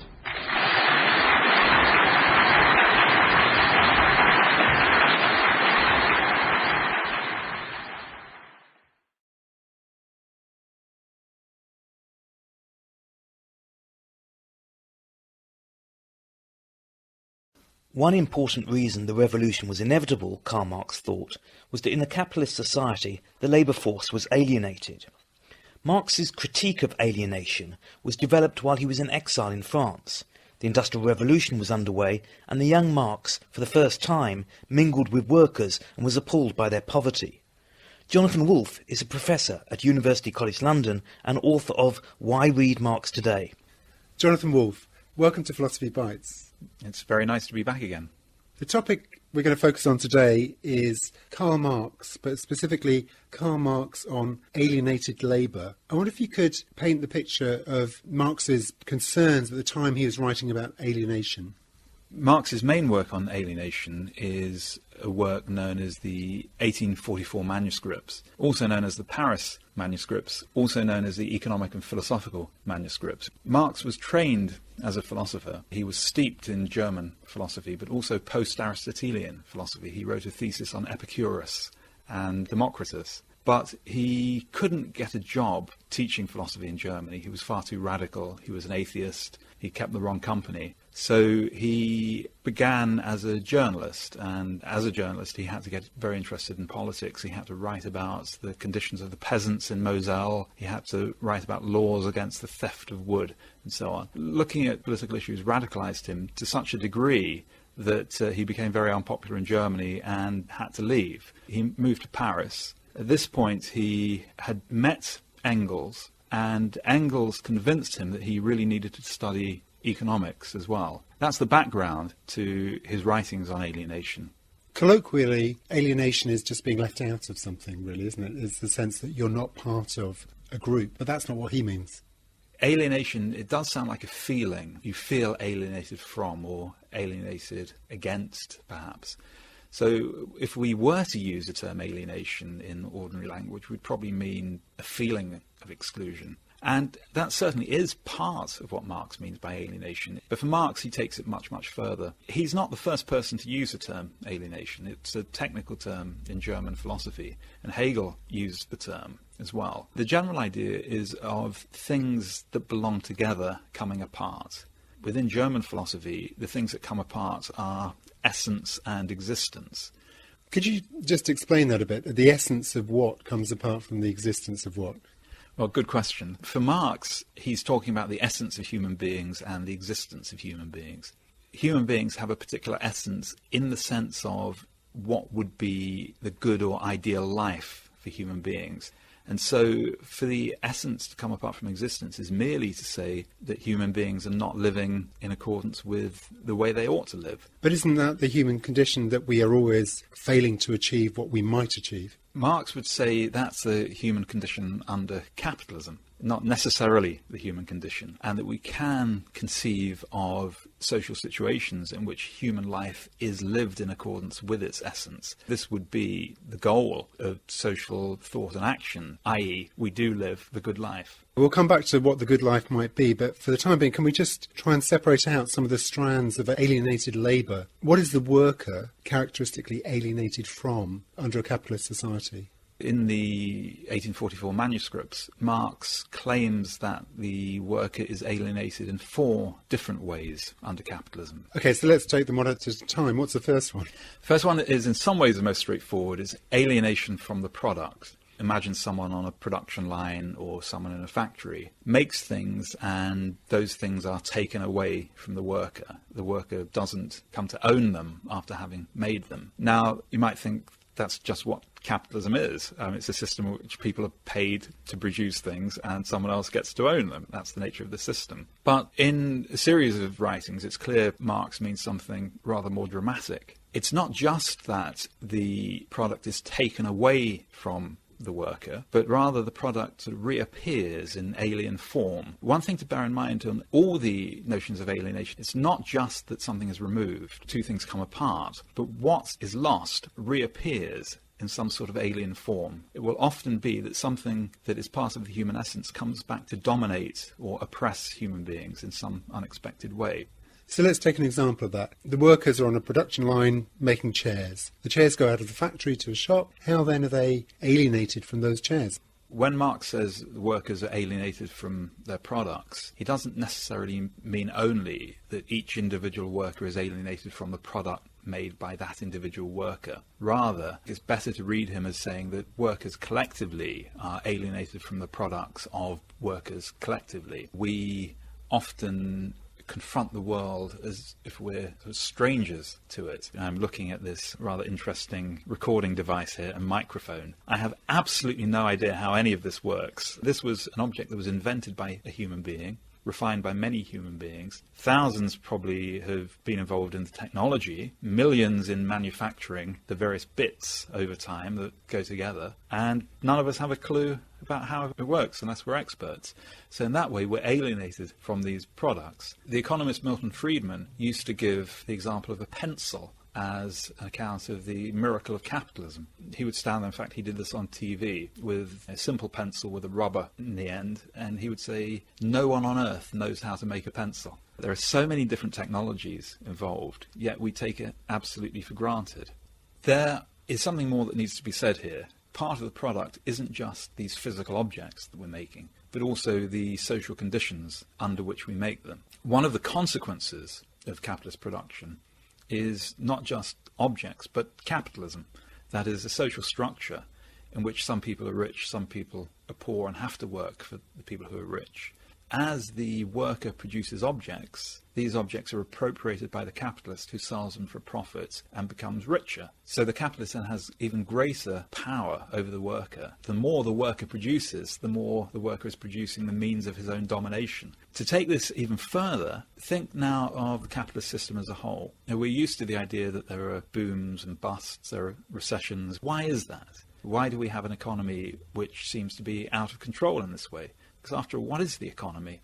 The economy is just a lot of human beings taking decisions, acting in what they think is the most rational way. But what seems to happen is that there are times in history when everyone acting in what seems a rational way to them comes close to bringing down the system as a whole. And Marx says that we become playthings of alien forces. But the fact about them, the metaphysics of these forces, is that they are our own product. Capitalism is a monster that controls us, that we created. So this really, I think, is the notion of alienation from the product at its deepest for Marx.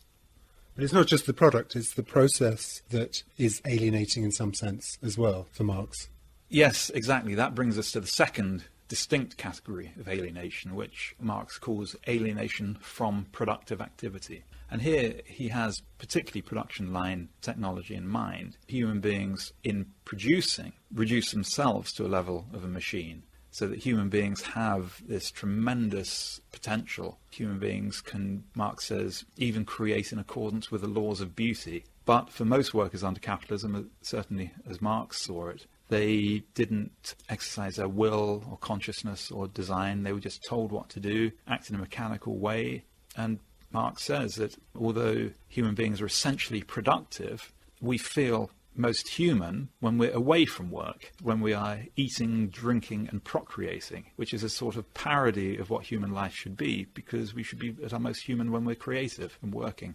But there are two more senses of alienation that Marx also focuses on, beyond the alienation of the product and of the process of producing the product. That's right. So just to run through all four, two we've already looked at: alienation from the product, alienation in productive activity, alienation from species essence, and alienation from other human beings. Now, all of these categories are somewhat merged together, but we've got to the third one now, which is alienation from species essence. What Marx means by this is that human beings, as a species, have a particular essence. There are things about human beings that are distinctive to those human beings. And Marx claims that under capitalism, the vast majority of human beings don't enjoy their essence in their daily activity. For Marx, the essence splits into two. Part of it is the notion of what is special about human beings, what distinguishes human beings from animals in terms of what can we do. And here, a point we've already touched on, Marx says that human beings are essentially creative. What is it that distinguishes the worst architect from the best bee? Bees make hives, right? Many animals produce things. We do the same thing. But we learn from each other. One generation is better at producing things than the previous generation. You'll only get better beehives if you get better bees. But you can get better buildings without better human beings, because we've just passed on this knowledge. So what's that got to do with alienation? Well, it's simply that under capitalism, the vast majority of us are not able to do that, i.e., this part of our essence is not enjoyed as part of our existence. So that's alienation from half of our species essence. The other half of our species essence is a point we've also seen about the division of labour. What makes human life livable is that we don't have to produce everything for ourselves, that we're part of this incredibly complex division of labour. Marx and other economists have distinguished two different forms of division of labour. One is a social division of labour. Some people make shoes, some people make hats, and you exchange it. Then there's division of labour within the workplace, whereby you get great specialisation of task. A very famous example of this, Adam Smith wrote about a pin factory, whereby a factory had divided the making of a pin into about 8 or 10 separate tasks done by different people. And through this division of labour, human beings are able to produce vast quantities of goods. And although Marx doesn't put it exactly this way, a way of thinking about it is to imagine an alien looking down on human life and seeing people going to shops, people going to work, and not understanding money. And think, well, what human beings have achieved is this incredible global system of cooperation. The Martians might think, how wonderful human beings can cooperate in this fantastic way. They're all doing these things for each other. As we've said, making a pencil involves so many different technologies, so much knowledge, so many different people. Somehow we coordinate all of this, but we don't realize that we coordinate it. So for the ordinary person, the unreflective person, they go to work, they get some money, and they go to shops, and they buy things with that money, and they're cut off from this incredible division of labour that we're all part of. So this is why Marx says we're alienated from other human beings. As a matter of course, we're not thinking about everyone else that we are relying on. So we've now dealt with all four senses of alienation for Marx. What would it be like to live in a non-alienated way? Well, Marx was never very clear about what a non-alienated society would be. Partly this was deliberate. He thought that it was very important to distinguish scientific socialism from what he called utopian socialism. The utopian socialists had an idea about what the good society would be, and thought that the goal of socialism was to somehow wrestle society towards this ideal scheme. But Marx thinks of this as a form of, idealism, and that a scientific socialism is one where we see history unfold in a particular direction, and we understand the real social forces, the causes behind history. But we don't have a vision of what the good society is. We rather let that emerge from the historical process itself. So Marx said it's not for him to write the recipes for the cook shops for the future. That does sound a bit of a cop-out. Well, fair point. There are a few texts where Marx gives us a clue. The most famous, most notorious of these is The German Ideology, which was a co-written work with Engels. In this text, they say that in the society of the future, no one will have any particular role. So you can hunt in the morning, fish in the afternoon, or criticize after dinner without ever being a hunter, fisherman, or critical critic. Now, this text has been ridiculed. One reason for this is that it creates a rather pastoral view of what the society of the future would be. Another problematic aspect of this text is that there's nothing like it anywhere else in Marx, and a Japanese scholar took a very close look at the text of the German Ideology. And the text itself is written in a number of different hands. So some of it is written by Marx, and that's almost impossible to read. Some of it is in Engels' handwriting, and some of it is in Marx's wife's handwriting. Now, Marx's working method quite often was to pace around the room dictating. It said that Marx couldn't read his own handwriting. Now, this passage is in Engels' handwriting. And in Engels' handwriting, it says, in the society of the future, you can hunt in the morning and fish in the afternoon. Then in Marx's handwriting, the little caret, it says, or criticize after dinner. Now, what do we make of this? One scholar, Terrell Carver, thinks that this is Marx making a joke at Engels' expense.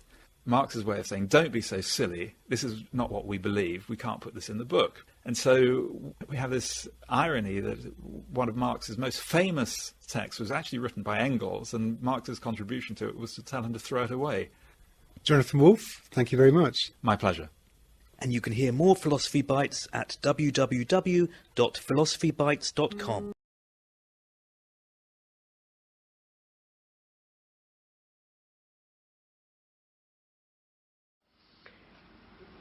Wie Sie sagen, es heißt die offene Gesellschaft und ihre Feinde. Die Feinde sind hauptsächlich die Faschisten, die Nazis und aber auch die kommunistische Diktatur, obzwar die kommunistische Diktatur ja damals mit uns verbündet war.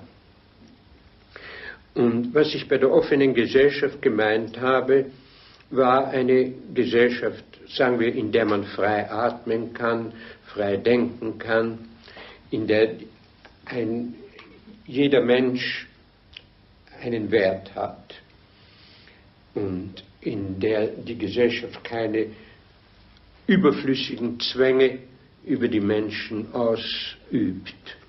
Ja, es gibt Gesellschaften, die mehr oder weniger offen sind, und es gibt Gesellschaften vor allem, die gar nicht offen sind. Unsere westlichen Demokratien waren sogar während des Krieges weitgehend offene Gesellschaften. Seit dem Krieg ist es leider mehr und mehr dazugekommen, dass die Politik so kompliziert wurde, und die Parteidisziplin so straff wurde, dass die Parteiführer fast diktatorische Mächte haben, und das ist sehr schlecht. Es ist der Fehler aller unserer Verfassungen, dass unsere Parlamente praktisch allmächtig sind. Und diese praktische Allmacht der Parlamente wirkt sich dahin aus, dass die regierende Partei praktisch allmächtig ist, und das wirkt sich dann weiter, wie ich eben schon angedeutet habe, so aus, dass der regierende Parteiführer praktisch allmächtig ist. Aber die Grundidee der ganzen Demokratie ist, die Macht zu beschränken und zu kontrollieren. Nicht zu viel Macht, das ist die Grundidee der Demokratie. Die Macht muss verteilt sein, sodass nicht zu viel Macht in einer Hand ist. Und das lässt sich wahrscheinlich durch verhältnismäßig einfache Dinge, durch verhältnismäßig einfache Verfassungsänderungen durchführen. Die Demokratie ist ein großes Experiment. Und die verschiedenen Formen der Demokratie müssen gegeneinander ausprobiert werden. Eine Form und eine andere Form. niemand ist fähig, alle die Schwierigkeiten und die inneren möglichen Widersprüche vorauszusehen, die sich in der Gesetzgebung verwirklichen, durch die Gesetzgebung verwirklichen. Es geht immer alles Mögliche in einer Weise schief, die man nicht hat voraussehen können. Aber das ist eben, dass man der Grund, dass man in der Politik eine mehr experimentelle Haltung annehmen sollte.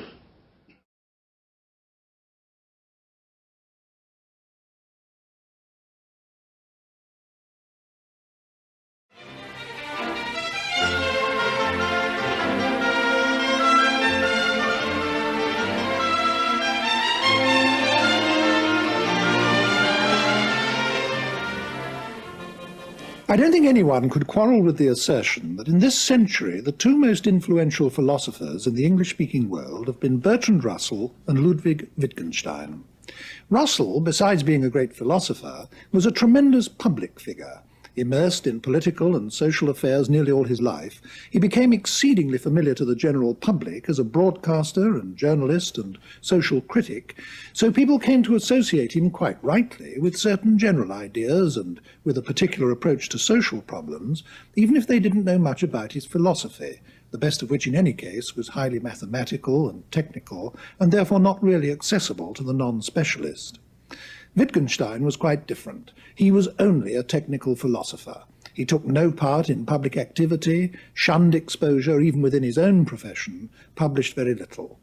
The result of this is that for a long time his influence, though immense, was confined to full-time students of philosophy.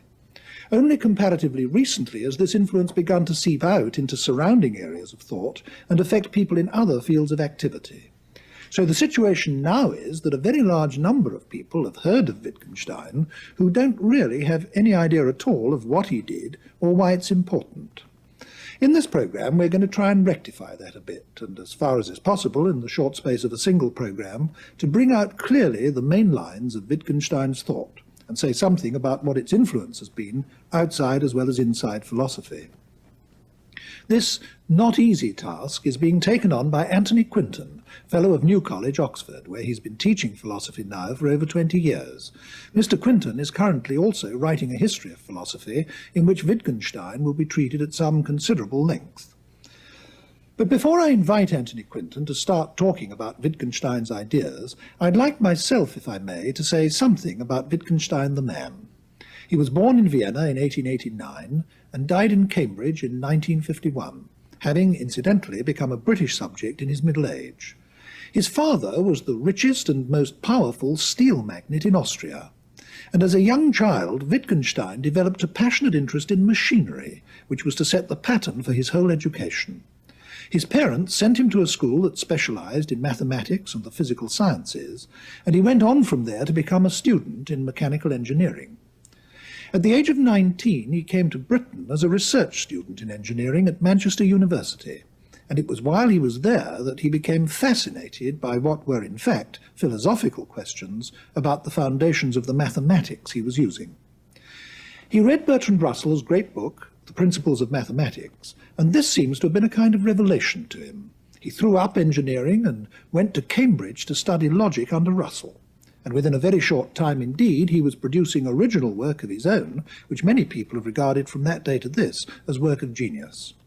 It resulted in the only book of his to be published during his lifetime, a book with the somewhat off-putting title Tractatus Logico-Philosophicus, usually referred to by philosophers simply as the Tractatus. It was published in Austria in 1929 and in England in 1920. It was published in Austria in 1921 and in England in 1922. It's very short, but certainly one of the most influential works of philosophy to be published in this century.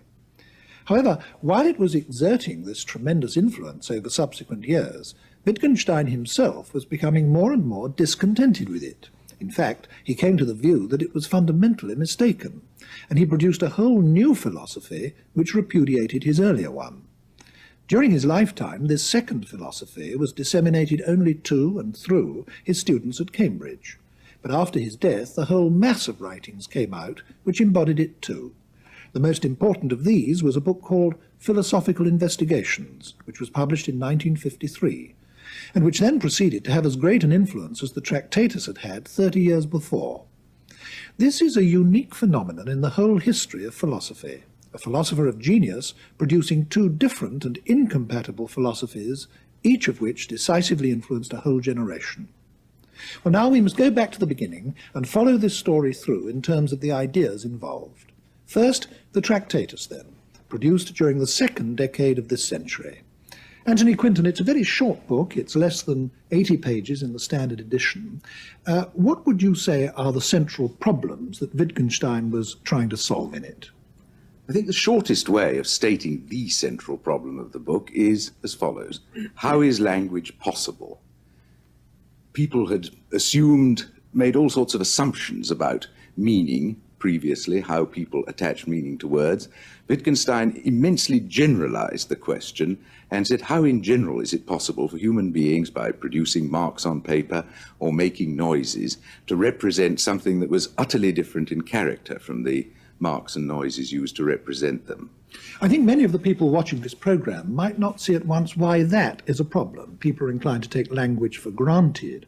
Why should the very existence of language present a philosophical problem?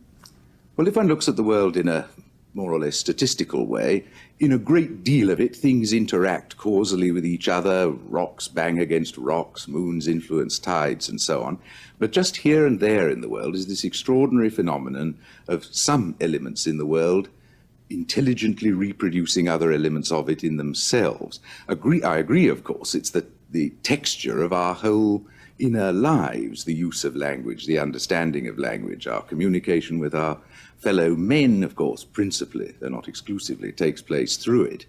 I think it's just one of those questions that seems so obvious that most people don't bother to ask it, rather like Newton asking seriously why the planets didn't charge off in all directions, why stones dropped when released from the hand. It's got the same naive, pristine fundamentalness. In other words, we have this ability to think about and therefore handle, in a sense, things which are not present to us. And this is made possible by language, or at least partly made possible by language. And this raises two sets of questions. What is the relationship of language to the world? And what is the relationship of language to thought? And I take you to agree that both of these questions are central to what the Tractatus is trying to do. Yes, people had asked questions about these things, as it were, in a piecemeal way before. The great fascination of the Tractatus is they're asked with the utmost conceivable generality. And to both of the things you mentioned, he has answers to give. There's this apparently not very helpful answer at first glance, that language represents the world by depicting it. Propositions are pictures, he says, of facts. And equally, propositions are expressions of thought. They're the vehicles of thought. They're what we think with. Now, there's another side to this coin, isn't there, that he was also concerned with. The very fact that he was concerned with the limits of what could be expressed in language and discovering what the limits were to what language could do, meant that he was also concerned with what language can't do. This was a very essential feature of the whole operation, and perhaps in some ways one of those that's had the largest possible influence, his insistence that the limits of language were clearly stateable. And all this followed from his idea that language is essentially, and I have to insist, literally, pictorial in character. There's a well-known anecdote about Wittgenstein hearing of the use of some models in a French law court, I think it was, to represent the state of affairs in some street accident. And he had, confronted with this, the sort of experience that Archimedes cried Eureka about. This is it, I've got it. He said, that is the essence of language. And this put very serious constraints on language, that language had exactly to mirror states of affairs in which objects were engaged. And so this put limits to a very marked kind on what could be said in his view. In particular, he thought that the relation of language to the world itself couldn't be meaningfully represented in language or discussed in language. I think we've got a pretty clear view now of what the problems were that he was addressing himself to in this book. We now have to start considering what the solutions were that he put forward. What did he come round to saying the scope of language was, and to saying the limits to its use were? The fundamental thing, I think, here can be put in 2 points. First of all, that language has to fit the world very directly in that it has to be constituted, a meaningful assertion, a meaningful proposition, has to be constituted of names that fit directly onto objects, that are exactly correlated with the objects they're the names of. And then a true proposition, a genuine proposition, will be an arrangement of names that mirrors the arrangement of the objects it treats of. Now, this limits language, in a sense, to description of that which is outside language. That's the limiting feature of that. Oh, God, I'm sorry, I've foozled it. I've lost the second thing. That's all right. No, well, you said there were, you've mentioned what's often referred to as the picture theory of language. I think it's very difficult for people to see in what sense a sentence can be a picture of a fact, or a sentence can be a picture of any piece of reality. Can you explain that a bit better? Well, I think his point is that the sentences of ordinary language don't look like pictures, but his contention is if they are to have any meaning, they must be capable of being analysed or decomposed into a set of ultimate, elementary sentences which really are pictures, which consist purely of names directly correlated with the objects that are being talked about, and in which the arrangement of names mirrors the arrangement of the objects. Let me recapitulate this to see if we've got it absolutely clear between us. The Wittgenstein thought that if you analysed any utterance about the world, you could analyse it down into words which were names of things, and the relationship between the words in the sentence corresponded to the relationship between things in the real world. And in this way, the sentence was able to picture the world. That's right. And that was a purely argumentative assumption, as it were. He argued that from first principles. He argued that it was necessitated by the requirement he laid down that every genuine proposition must have a definite sense. And he thought no proposition could have a definite sense unless it was ultimately made up of these fundamental pictorial propositions. Well, now, sorry, he doesn't give any examples of these pictorial propositions. Other philosophers he influenced came forward with examples of them, but he abstains altogether from giving the examples. He just says it can, he thinks, be proved that there must be propositions of this ultimate pictorial kind. But now, one immediate query that occurs to one is this. A great many of the things that we say are false or untrue. That means that I, in those cases, utter something to which there is nothing in the world that corresponds. Now, how does he explain that?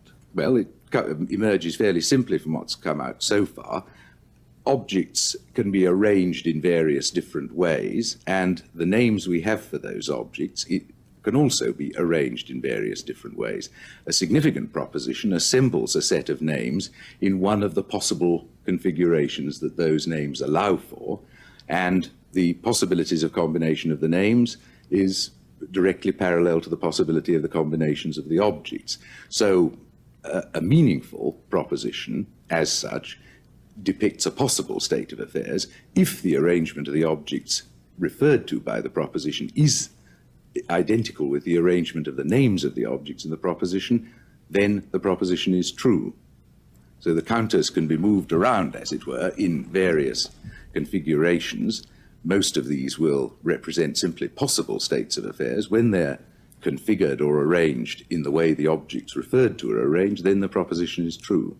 A lot of the things that we say in ordinary life, and indeed in philosophy too, aren't about states of affairs at all. We make moral judgments, aesthetic evaluations, and so on and so forth. How are these explained by this theory of language? Well, as far as ethical and aesthetic judgments are concerned, they're not in fact explained. They're just said to be not part of language proper. This is a very eccentric thing for anyone to say, isn't it? Ethics is transcendental. Ethics, he maintains, does not deal with fact. And he insists that the real function of language is the describing of fact, truly if possible, falsely if meaningful, but that is what language fundamentally is. In other words, when I utter a sentence about the world, I am arranging names together in a way which corresponds to a possible arrangement in the world. If that arrangement is actualized in the world, then my statement is true.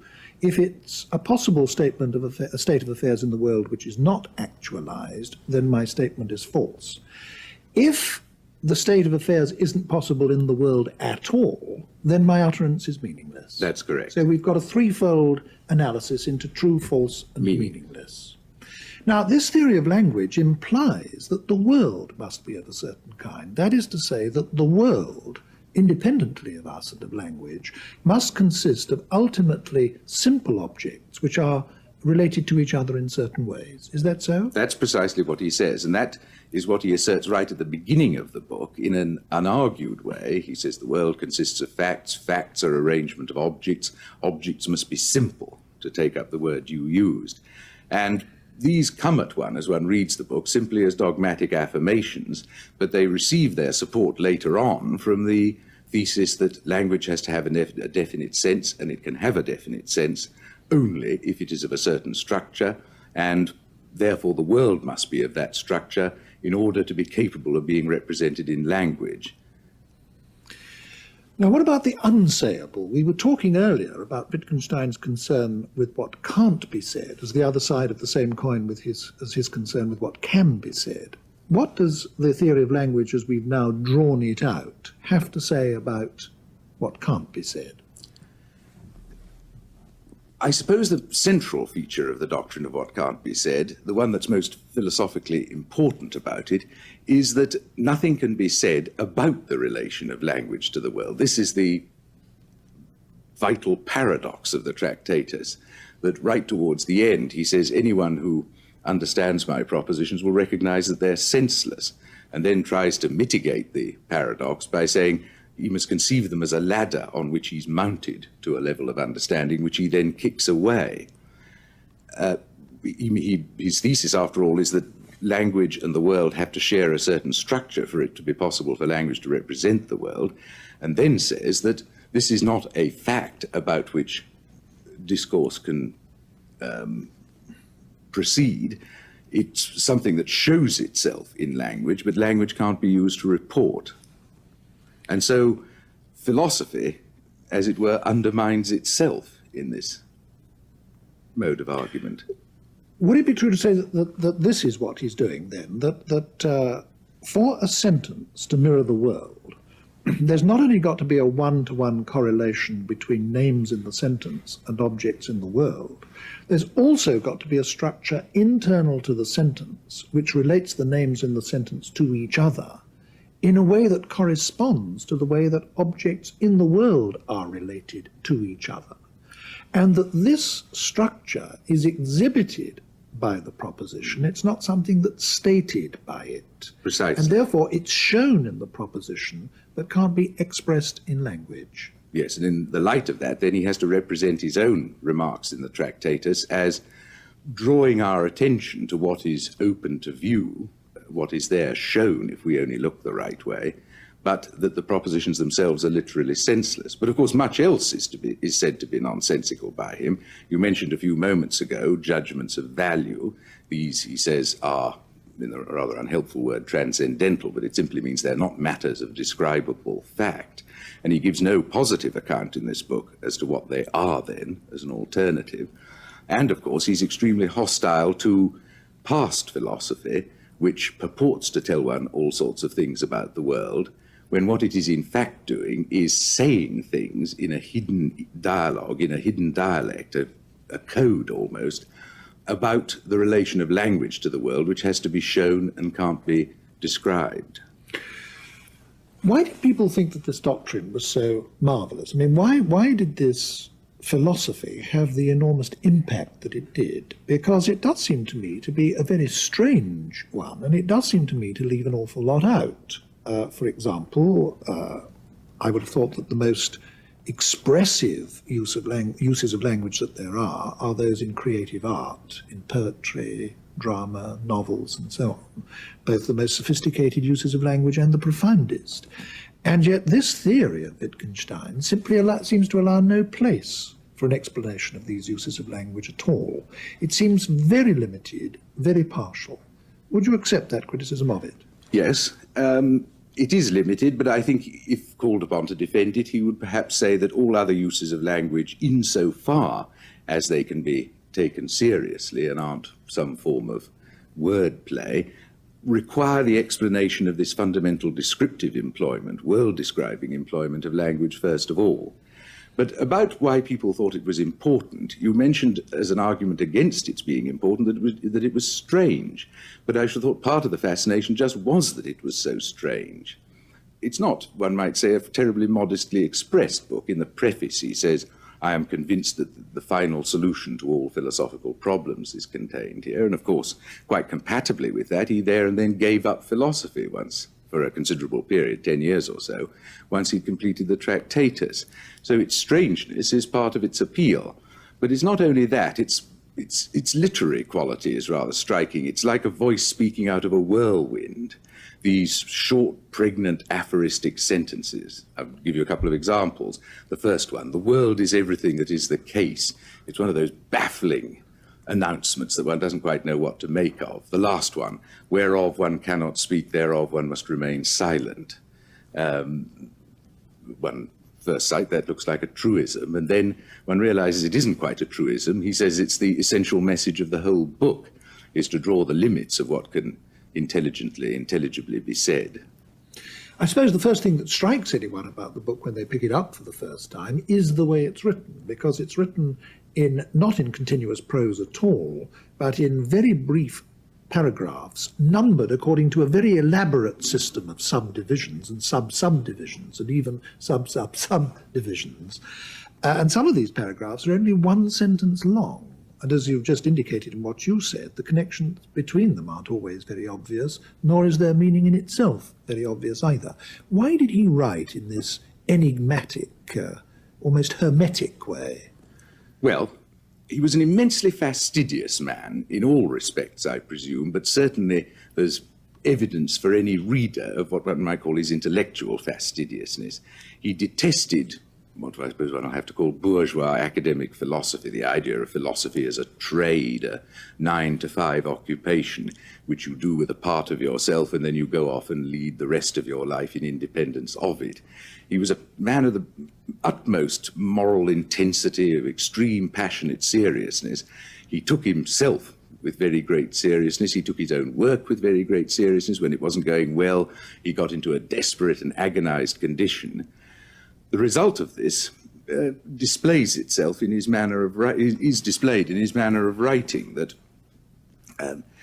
you feel that his whole idea of himself is behind everything that he says. Well, this also means that he rather tends to disregard or to despise philosophy produced in a more easygoing, relaxed, businesslike, vocational manner. That he wishes to distance himself from that altogether, and he doesn't want to make the thing too easy. He doesn't want to express himself in a way that people can pick up by simply running their eyes over the pages. This is an instrument for changing the whole intellectual aspect of its readers' lives. And so the way to it is made difficult. I think that could be a justification relative to his intentions of his way of proceeding. I must say the prose does seem to me to have extraordinary quality. I find the sentences supercharged. They have this haunting capacity to stay in the mind, and one finds oneself quoting them very easily after one's read the book. I would regard Wittgenstein as one of those few philosophers like Plato or Schopenhauer or Nietzsche who are also great literary artists, great writers. Would you agree with that? I think he is. He's certainly a very conscious artist. He was a distinguished mind, a cultivated man. He didn't make a mess of it, therefore. There's nothing, you couldn't say of his work that it was ever pretentious. It pretends to great things. It makes claims of itself. But it seems to me the literary garment of his thought is worthy of the seriousness with which he presented those thoughts. I think we must go back a bit now to what some of the doctrines were. We talked about this central notion of language picturing the world. And you explained how he distinguished between true utterances and false utterances. Does he provide us with any way of seeing if a statement pictures the world, of seeing if our utterances are true or false? What kind of analysis of the utterance will show us whether it's true or false? There's absolutely no explanation, as I said earlier, of what the simple objects are, and therefore there's no account given of, so to speak, how we come to be aware of the simple objects. All he talks about is what the relation between the basic propositions of discourse and the objects to which they relate must be. What he does do is suggest various ways in which the sentences of ordinary discourse can be analysed or decomposed into these ultimate, basically pictorial sentences.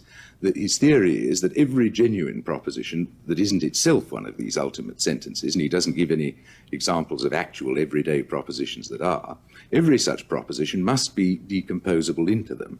And his thesis is, to put it in a slightly technical way, that every genuine proposition whatever is a truth function of elementary propositions, which in effect means that it's just an abbreviated formula for a vast assemblage, a conjunction of elementary propositions and the negations thereof. Well, I think before we move away from the Tractatus and its doctrines, which Wittgenstein himself did because he came to think that they were unsatisfactory, it would probably be helpful if you would summarize, if you now could, what the central doctrines of that book are. Well, the central doctrine, I think, is that language in its fundamentally distinctive use as a means for describing the world can work only by picturing the world. How it pictures the world is through configuring names of objects, names of simple objects, into arrangements that correspond, where the proposition is true, to an actual arrangement of objects, which correspond, where the proposition is false, to a possible arrangement of objects. From this, of course, it follows that the world is an array of some sort of simple objects, exhibiting one of the possibilities of combination that are open to them. Connected with this is the view that, although many genuine propositions we utter don't seem to be of this form, they can be dismantled, analysed into propositions of this form. There is one thing we haven't talked about, which is of very great influence, his view of the nature of logic and mathematics.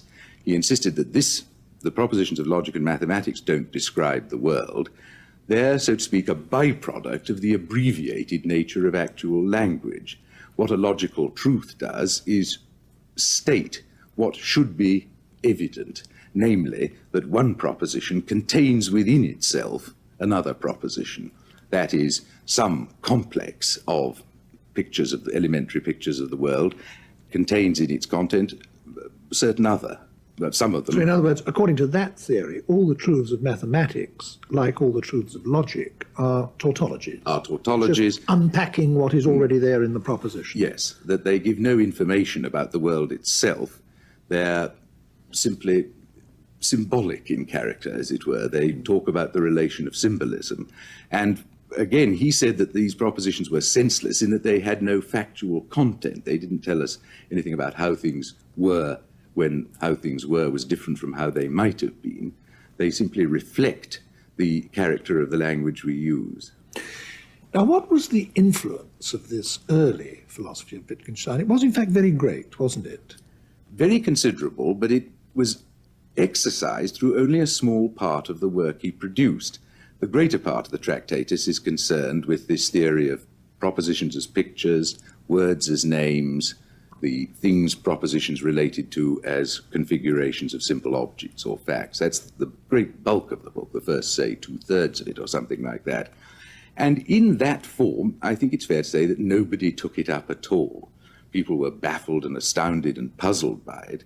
But the group of philosophers who claimed to derive their main inspiration from Wittgenstein, namely the positivists of the Vienna Circle, although they accepted the view that there must be some basic propositions which relate, as it were, directly to the world, there must be a point in language where direct contact with the world is made, they gave a much more straightforward and easily intelligible account of this relation.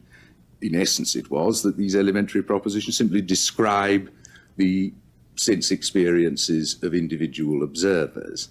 So they report immediate occurrences of experience, feeling, perceptions by individual persons, and then that everything else could be, all the other beliefs we held could be analysed out into propositions of this kind, propositions about continuing material objects that exist unperceived, propositions about minds other than our own, propositions about social institutions, that all of these could be analysed in the end down to simple reports of private experience. Now, when Wittgenstein began to become dissatisfied himself with this philosophy of his that he'd published in the Tractatus, which way did his own dissatisfaction proceed?